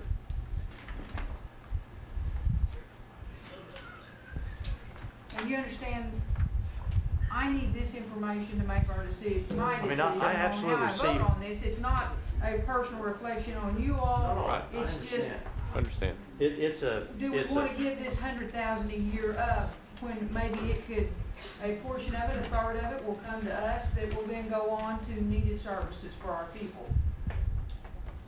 Yeah, I mean, we negotiate that as a part of running our total C&E business. You know, we don't really look at the sales tax. We do, but we don't because it's such a small amount. We look at, like, for example, getting Toby Key in there, and we want Toby's in there. So we want that. And what I'm hearing is you're gonna be very, very selective about who you allow this to Absolutely. include. Absolutely, and we really would not do it in this case, but we have a brand name, and we want to get other brands in, and we want them to feel good about coming to the, doing business with us. So it's kind of an exception, but it fits in to the overall business of the casino, because people will come into Toby's and then they'll come into the casino. And that's where the dividend really comes in, is when, on that piece of it, and not the sales tax piece. You did a very good job of explaining. Thank you. Doug, did you have a comment? Yeah, I have a comment. Thank you, Madam Chair. Just to clarify, the impact to the primary government's revenues that are available for appropriation by this body would be affected by the tax commission's revenues, not the dividend, on a direct basis. The dollars that we're talking about shouldn't, if it affects the dividend, then hopefully this additional draw by Toby Keith's restaurant and everything else, all not normal operating income of C&E would be a positive one. But the exclusion effect of this tax, Is dollar for dollar. is being affected by, yes, but it's affected on the tax commission, not on the dividend.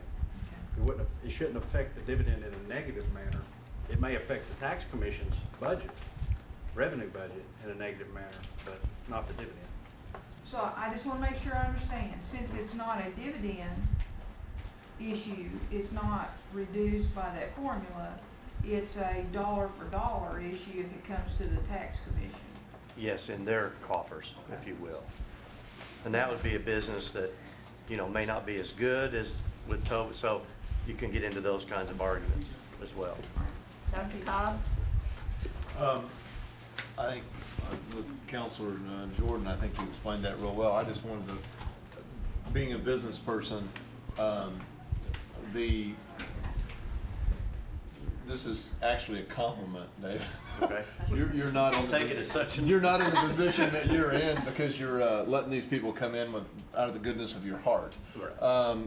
The goodwill, the name brand, far outweighs what we're talking about on a sales tax here, and that was, that from a business standpoint, that was definitely factored into. Right. The sales tax is beans compared to the goodwill, the crowds, the draw, the name brand.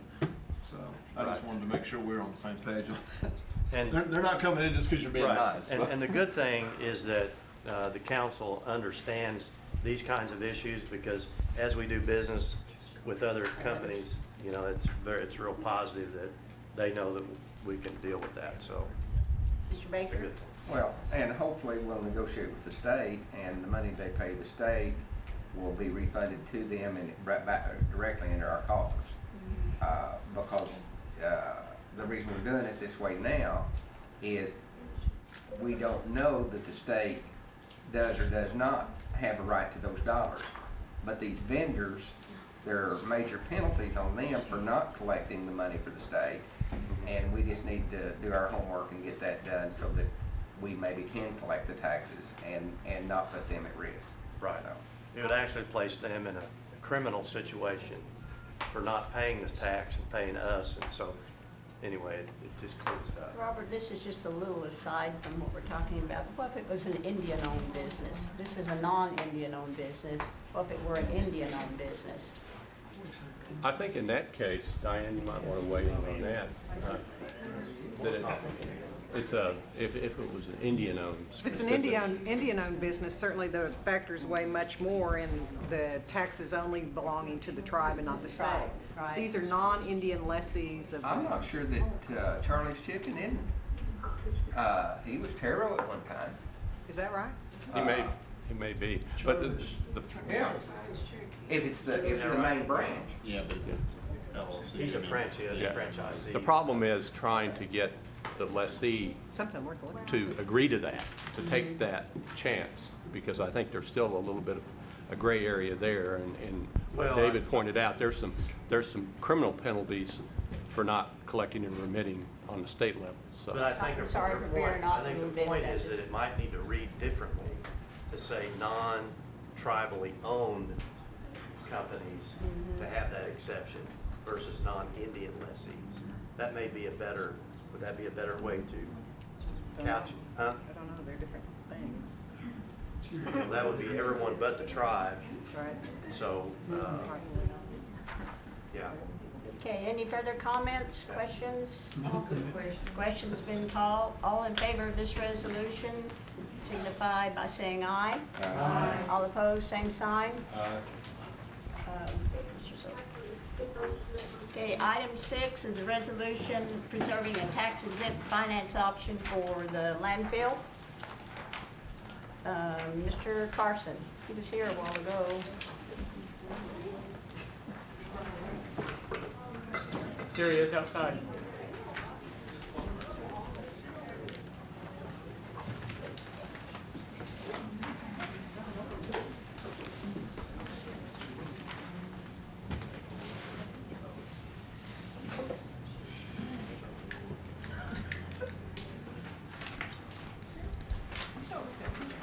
Thanks for waiting. My apologies. I am pleased to withdraw the resolution. We aren't going to need it after all. so Withdrawing at this withdrawing. time? Yes, ma'am. Okay, resolution, item 6 has been withdrawn. Thank you for waiting to tell us that. And Mr. Baker.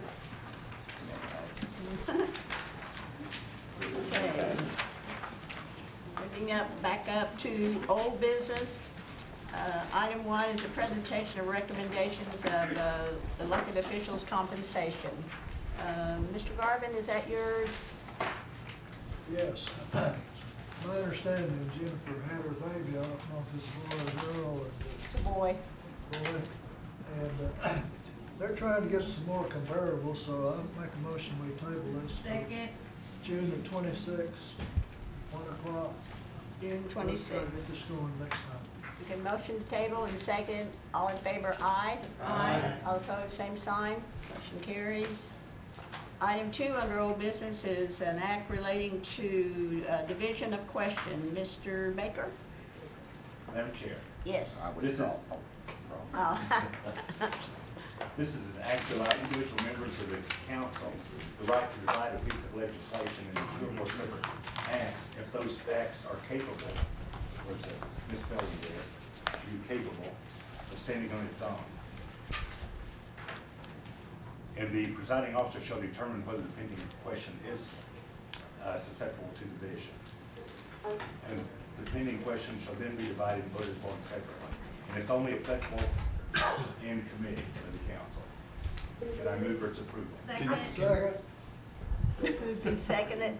Okay, now, Mr. Baker, I'm sorry, I didn't get all of that. Which one are you talking about? Okay, this is the one that was passed out. Okay, that's not the original It's one, not right? the original. The only change is the, under section 4, the last sentence.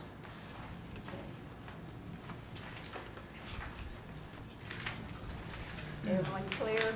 Madam Chairman, Yes, Mr. Baker. I moved the table until we got time to look at the change. Motion to table has been seconded. All in favor, aye. Aye. Aye. All opposed, same sign. Roll call. Roll call. Yes, but yes is to table. Roll call.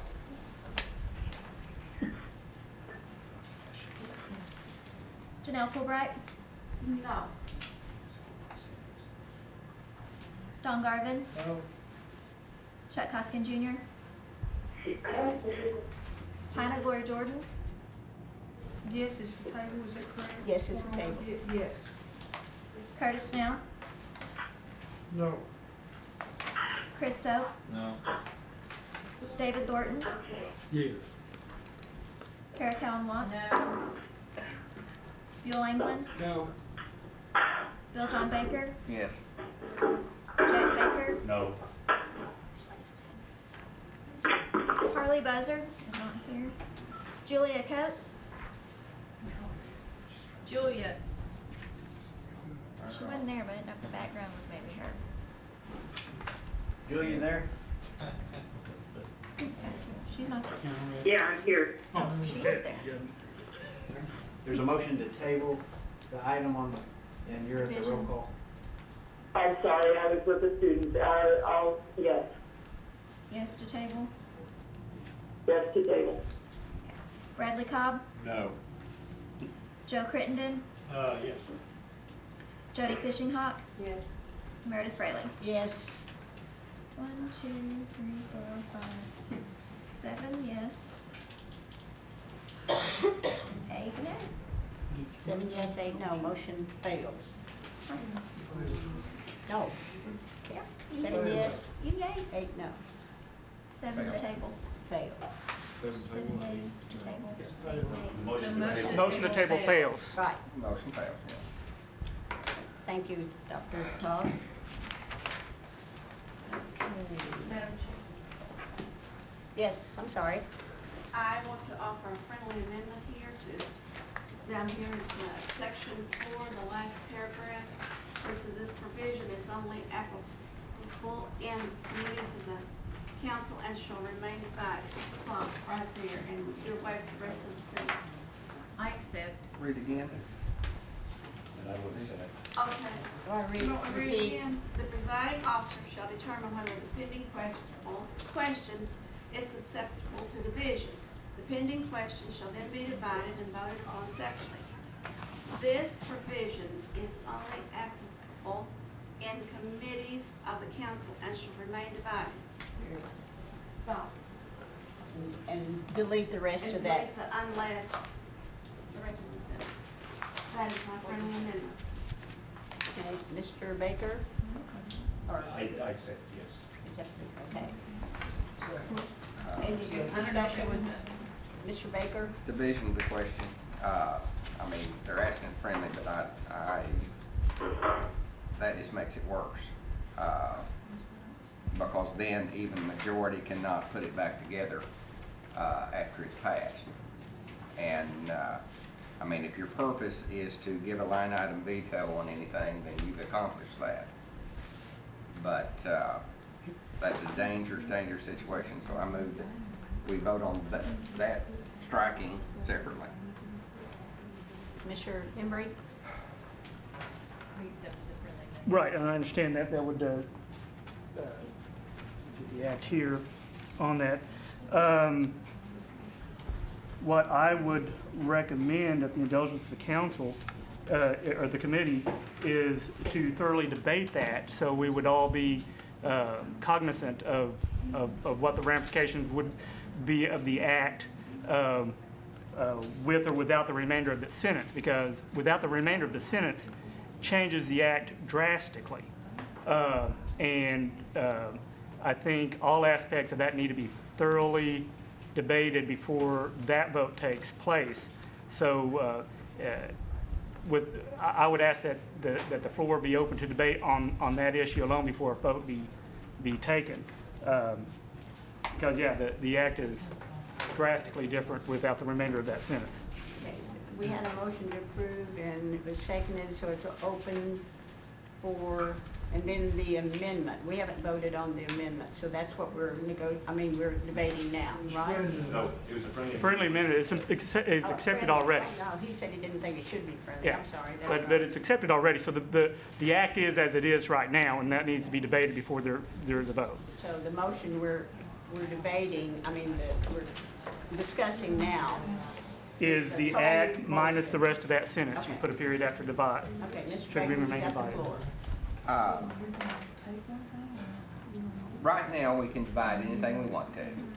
But if this goes the way it is, then every time there's a budget mod, every time there's a budget hearing, and one person wants it divided, we're going to take 400 votes, folks.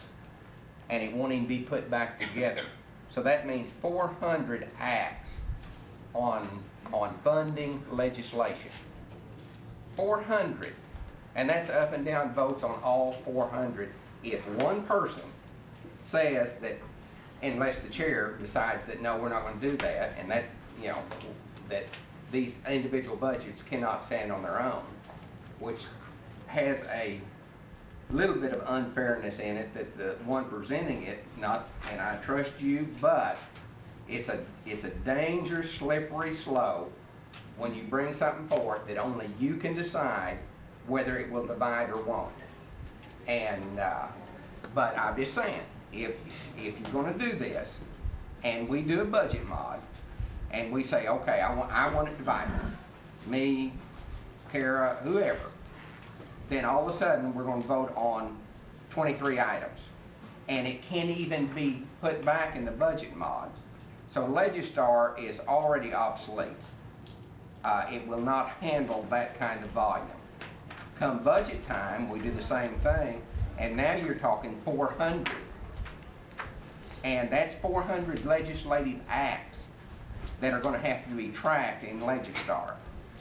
And I'm just, you know, it's an extremely cumbersome, and in essence, anytime you divide anything out like that, you are making it line item as each one an individual act. And we can't buy enough paper to fill this. I mean, it would fill this room if this is allowed to proceed like this. Forget the nightmare at the executive branch and amongst our staff. And like I said, we may as well throw Legistar out, because it will not be able to track this voluminous amount that you're proposing here. It was at least palatable till you drop the that a majority of this council could put it back together before it went, because all of a sudden you could have one budget mod, you could have one comprehensive budget at the end of the deal. But I just don't think you've really thought out the ramifications of this, and I think that it's really not a good piece of legislation.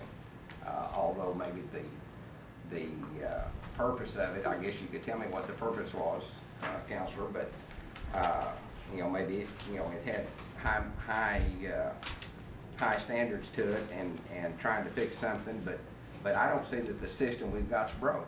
I mean, a majority of the council can divide any question at any time right now, and why we want to make it where 2 people can do it, and then it can't even be put back, no matter if 10 council people want it. But that just seems kind of not very democratic to me. Thank you. Dr. Cobb? I would defer to Mr. Hembry as long as he answers my question. I will do my utmost. What control or power does the chair of a committee have in that situation? As my understanding of the act now, it would be that you come up with a legislative act, and for example, let's take an appropriations act.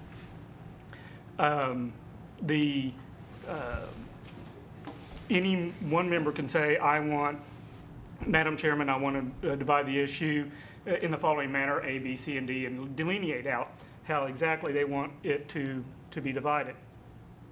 The chair makes an initial decision, and the decision is very narrow, to say, can each of these propositions stand alone, i.e. Appropriations Act. Does $1 million for eyeglasses stand alone? Does $2 million for housing stand alone, etc.? That's a very grammatical, narrow issue, and they make that decision. After the decision of the chair is to, yes, it is dividable in that manner, you proceed on debate and voting on each of these matters. The way, so to answer your question goes in, is that it's a very narrow one. But As your attorney, I need to be I need to warn you guys, okay? As the act as amended as we were coming into this meeting was agreeable. I mean, it still allowed for a majority of the council to combine into one act. But if you go in this manner, you have the opportunity to have, well, number one, it's a deviation from our rules of order, which is our normal fashion. This piece of legislation was based on the interpretation of a House rule, Rule 16, Clause 5. I've talked with Mr. Carson, who has talked with the House parliamentarian. That's not the way that rule was interpreted. Actually, there is no legislative body that allows someone to splinter a legislative act this way. It's kind of taken a part of a lawnmower engine and put it in an automobile engine. It doesn't work that way. Secondly, it would be a major shift of power from the legislative to the executive in having a whole line of individual legislative acts that could be vetoed one item of another. Our Constitution does not call for a line item veto. Was it contemplated a line item veto? This would, in fact, would be a de facto line item veto. But the worst thing, if it goes in this matter, is what Mr. Baker just stated. It is ripe for abuse. Literally, one counselor, one rogue counselor that had it in their mind to bring a halt or grind this government to a standstill could do that by saying, ladies and gentlemen, Mr. Chairman, I move to delineate the budget modification in the following manner, and literally could take our budget modification that you will have later on today and divide that into 40, at least 40 separate acts with 40 separate numbers, with 40 separate pieces of legislation, 40 separate votes to present to full council. One person could bring this government to an unbelievable burden on not only the staff of the legislature, but the staff of the executive. That is why, with the bill that it was presented coming into committee, was palatable, because it still allowed one counselor to make the division of the question, but still allowed the body as a whole to at least combine those into one piece of the legislation. If it passes in this matter, it may very well be legal, but it would be very detrimental to the legislative branch.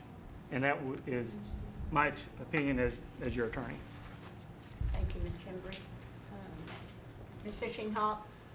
I just have like two or three really quick questions. Todd, are you telling me in effect this is line item veto and that there's no other legislative body that does this that you research? If there's one out there, I can't find it. Okay. Because I did extensive research on state of Oklahoma and all other legislative bodies. This is not how the House of Representatives works. This is not the way the state House works. In a legislative body, this is just not. If this was true, there would be no such thing as a rider. There would be no such thing. Okay, my next question is, you're telling me come budget time this fall, since every one of the single line budgets can stand alone. They can. Then I can sit here all day and we can forget about being in here a week like we was last year. I can make everybody stay in here for a month. That would be your prerogative as a single counselor, with each issue could stand alone. Okay, and then can I ask the sponsor, what's the purpose of this so long? Okay, the purpose was to Go ahead. okay, to allow, and I think particularly in budget items, if there's a controversial budget item, that we could split it out and move it to full council, split it out, and vote for the full council. So if there's a veto on one item, it doesn't tie up all the other items in the budget. So. Todd, will you respond? I'm sorry, Jack. Is it all right, Todd, to respond Yes. to that particular point?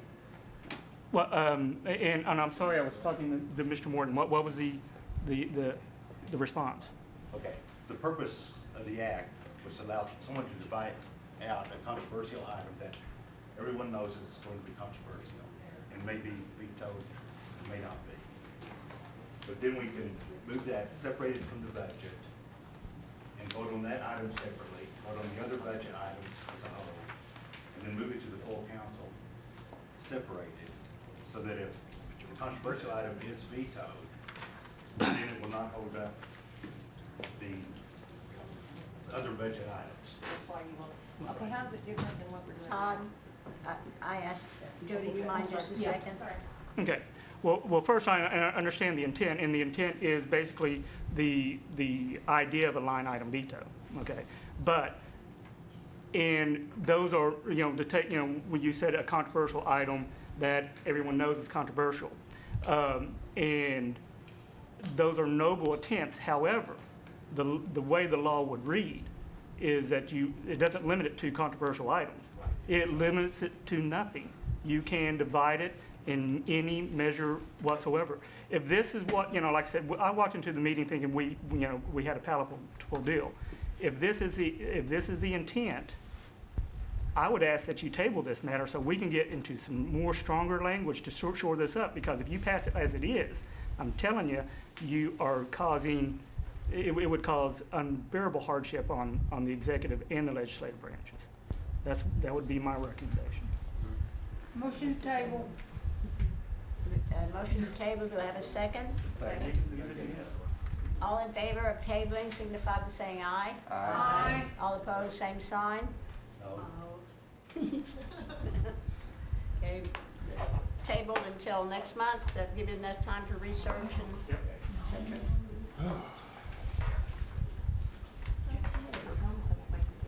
The new business, item 1, is a legislative act amending the criminal code. Ms. Cal Watts, did you want to take that or something? No, I would appreciate it. I know that there are 3 separate acts, and please come on up. Becky Johnson was the author, and I'm sponsored. They're 3 separate acts, but they are integral to each other. And so the first act helps specify and include elderly along with our children and protect them from sex offenders as well as the general public. Creates minimum jail time, which wasn't there before. Helps us implement the Adam Walsh Act, both on 1 and 3. Creates a mandatory registry with the Marshal Service. Changes the age of consensual sex to 18. It includes computer crimes for sex offenders. And it also combines forcible sodomy and rape to a charge of Ms. rape. Cal Watts, are you trying to combine all of these into one motion? Into one Okay. motion. And then the second, it empowers the Cherokee Nation courts to confer those sentences. And then the third actually creates the registry and implementation of the Adam Walsh Act under the Marshal Service. And I'd like to make sure to approve all 3 if possible. In toto. Second. Moved to second, now discussion. I think Ms. Gloria Jordan, you had your hand up, and then Dr. Cobb. We have not had this for but just a few days, and I would ask the council to consider tabling this so that we can study this for a month. This is a big step. It's voluminous information, and I try to get through it, and I'm a lawyer, and I have tons of questions, but I think if I could study it a little bit better and talk to some of the staff, I think those questions could be answered by next month. I really think that we need to take some time and study this. I'm not against it. I just want to make sure our wording is correct and that what we're giving the power to the court is really what we want to give to them. Let's make sure and make clear that there's some limitations as to what our tribal court can do in the way of sentencing. And some of these things that we're undertaking in this are very, very serious crimes, and we're limited to up to 1 year of jail time. And I would hope that you all would take a month and study some of this and make sure this is the avenue that you want your courts to go to. Point of order, Madam Speaker. Sure. Is that a motion to table? No, she just said That she hoped we I am could- putting that in the form of a motion, but I wanted to get my thoughts in before I did that. In that case, I second. Okay, I know it's not open for discussion, but Becky, is there a timeline in regard to Adam Walsh? Well, the final deadline for when we have to be completely implemented is next July. But to have the power to go and do some of these things that the marshals need to be able to do, to require sex offenders to actually register, we have to have a law that says that. I mean, we can't just say, you know, the marshals can't just go find somebody and say you have to come register without some kind of power and authority to do that. So this has to be passed at some point, and we actually have to have those people registered by July 29th. So I don't know exactly how long that's going to take to get everyone registered that we have. And we also need to notify the public so that the registered sex offenders that do live on our jurisdiction know that they have to register with us, because they don't know that at this point. Okay, we have a motion to table and a second. All in favor signify by saying aye. Aye. All opposed, same sign. No.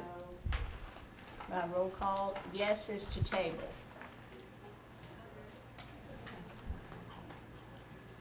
David Thornton, Yes. Terry Cowan Watts, No. Buell England, No. Bill John Baker, Yes. Jack Baker, No. Harley Buzzard's not here, Julia Coates, No. Bradley Cobb, No. Joe Crittenden, Yes. Jody Fishinghawk, Yes. Meredith Braley, No. Janelle Fulbright, No. Don Garvin, not in the room, Chuck Hoskin Jr., Yes. Tina Glory Jordan, Yes. Curtis Snell, No. Chris Soap. No. 1, 2, 3, 4, 5, 6 to table, 9 to not. Motion fails. So back to the original motion to approve in a second. Dr. Cobb, did you have a comment? I wanted to know, what is the consensual age for sex in the state of Oklahoma right now? It's 60, it depends. Okay, the age of consent is 16. There is no, if a child is 16 years old, you can be 90 years old and have sex with that person. That's not considered rape. What this actually does is says, if you are under 18, so you're 16, I think it's 15, 16, or 17, then it's consensual. You can consent to somebody if they're within 4 years of your age, but if they're much older than you, you cannot consent. So it really changes it a little bit to make it has to do with not just the age of the victim, but also of the person that's engaging in the sex with them. And that's I believe I got that from California. Thank you. Do you have a question? So I have a 16-year-old daughter. Use that and tell me how old the man can be, and I have no right to go 20. find him. I believe it's 20. I have to. There's I can pull this up and look at the exact. There's a way, the calculation of how you do the calculations in here. It's okay, when the victim is age 14 or older but has not attained the age of 18 years, except when the accused is no more than 4 years older than the victim. To determine whether the person is no more than 4 years older than the child, the difference in age is measured from the birth date of one person to the other person. How would we deal like with somebody like, I know our court system don't have felonies, correct? What do we do when we've got somebody sentenced to rape, to rape or something? I'm confused on this whole narrative. The maximum, if you'd like me to answer, the maximum that our court is permitted to sentence someone to is 1 year or $5,000 fine, or a combination of both. Now normally, what I will tell you is normally when there is a rape on Cherokee Nation Indian Country, it goes to the federal court system, it's prosecuted in federal court, all of that is done there, and they have much broader sentencing powers than we do. However, if there have been instances of child molestation in Cherokee Nation, Prior Heights is the example that comes to mind, where the federal U.S. Attorney's Office chose not to prosecute, so we had to. And if that happens, we have, we can only sentence to that amount because that's federal law. That doesn't have to do with, the tribe didn't choose that. Federal law states that. And so this would still allow us to prosecute them, jail them, and require them to register sex For a offenders. year. We could jail them we could Yes. do it for a year on a child molestation, because I'm thinking of some charges over in Adair County right now, and you're thinking of Prior Heights, so there's two for molestation. I'm not saying it's a bad deal, I'm saying, come on, folks, are you gonna go back and tell somebody's mother, I'm sorry, it's molestation, the charges wasn't cleaned up, the feds wouldn't take it a year. I'm not saying I'm against it, I'm saying I think we need to look at it a little more, not to mention, does it have a budget, or do we have to create a budget for a whole probation office? I'm confused. No, the registration part, that will be handled by the Marshal Service. We don't foresee there being, to be honest with you, an enormous amount of sex offenders living, working, or going to school in Cherokee Nation Indian Country. The sex offender registry applies only to those certain people. So it doesn't. No budget increase. It's possible there could be eventually. This initial work that we're doing, we got a grant for it that this council did authorize us to pursue last year. This council also passed a resolution saying that we would be an implementing registering jurisdiction. This is part of what that requires. Jody, are you finished? Yeah. Ms. Watts? Thank you, Madam Chair, Madam Speaker. The Indian Civil Rights Act of 1964? 68. 68, thank you. Precludes the tribe from doing anything other than up to a year and $5,000.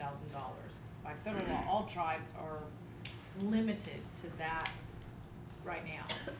So, like many other issues, there are holes. If we do not have tribal laws to address those issues, then there's an opportunity for somebody who does harm to our tribal community to get off, because state law does not apply and there's not an applicable tribal law on the books.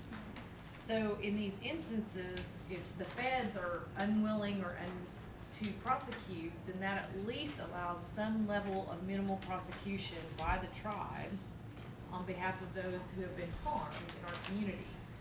So no, it's not in any way is it ideal. We're not advocating this ideal, but we are advocating the harshest. We're trying to put forth and empower our courts to do at least what we can under tribal law, but we have to have these things on the books, and especially like updating to include the elderly and the computer crimes, and allow the Marshal Service to create the registry under the existing grant monies that we've got. I believe it's about $150,000 or so to implement the Adam Walsh Act. Those things are already there. We just need to update these 3 acts in order to have this occur. And it also allows the Marshal Service to actively go canvass the community and actually interview. It goes beyond the state, in that they interview the sex offenders, really understand what's going on, and make sure and validate their residents, which is more than the state does now. So, thank you, Madam Speaker. Ms. Corey Jordan? Many parts of this act provides for post-imprisonment supervision, and that is to be done by the Department of Corrections. I'm not knowledgeable enough to know, but I don't believe we have a Department of Corrections. So where does it state that? That's section 741 under kidnapping defined, and I noticed it in several other parts of everywhere where it talks about post-imprisonment supervision. What this is adding... I'm sorry, that's a mistake. I'll have to fix those before it goes to final counsel. That's a pretty big mistake. No, we don't have a Department of Corrections, so who's going to do... No, it's supposed to state the Marshal Service. So the Marshal Service, with all their other duties now, are going to institute post-imprisonment supervision. But that's what the registrar... Now, it's not regular post-imprisonment supervision as far as probation that you're probably thinking of. It's talking about that particular section, and that is the sex offender registry section. Folks, that is a major, major glitch. This is one of the concerns that I had, and that's why I asked that this act be tabled, because this post-imprisonment supervision and Department of Corrections is all throughout this act. That's why it needs to be taken back to the table and cleaned up. I knew we didn't have a Department of Corrections, and I wondered where we were going to get the budget for a Department of Corrections. And maybe it is a mistake, and I'm assuming it is. Let's fix it. We need to table this, let her fix these glitches, and let her bring it back. Otherwise, it's going to become law, and we're going to create, or we will have to create, a Department of Corrections that will monitor all post-imprisonment supervision. And believe me, when we send this over to the judges, and they realize they're gonna do some rapes, and they can only give a year, what's the next thing they're gonna tack on? And this is what I would do if I was a good judge. I'd say, I can only keep you in jail for a year, but I can monitor your activity for the rest of your life. So we're gonna have 30 years or 40 years tacked on past that, so when they get out of jail, we can monitor all their activities. And I'm not saying that's bad, but I'm saying at this point, we're not prepared to do that. We need to take this back, have her clean this up, and then let's move forward with it. I'm not against this, and I want y'all to know I'm not against it. But I think it needs to be cleaned up, because I could see what had been done here. We have taken a state statute and copied it, and we have not provided for our organization's limited resources. Again, I don't know if I can do a motion to table again, but folks, you need to look at this. Don't be against it just because I am for it, and that's what I'm seeing here in this body right now. Think about what you're passing here. Are you making a motion to table? A motion to table again. I second that. Moved in second, motion is to table. All in favor signify by saying aye. Aye. All opposed, same sign. Aye. Roll call. Roll call. Yes is motion to table. Jody Fishing Hawk, I won't table, yes. Meredith Braley, Yes. Janelle Fulbright, Yes. Don Garvin, Chuck Hoskin Jr., Yes. Tina Gloria Jordan, Yes. Curtis Snell, Yes. Chris Stope, Yes. David Thornton, Yes. Kara Cowan Watts, No. Buell England, No. Bill John Baker, Yes. Jack Baker, Yes. Harley Buzzard, Julia Coates, Yes. Bradley Cobb, No. Joe Crittenden. Yes. I think I'm correct that you're tabling all three, correct? Okay. 12 to table, 3 to not. 12 to table and 3 no, so motion carries. That's the only one. For next month, Tina, next month. And could we just ask her to work on the wording, because that has been my concern all along, and it looks like we're creating a whole new The department. next month? Yes. Okay. Can I ask a question? To work on which wording? That reference to Department of Corrections was in that one section, it's not anywhere else.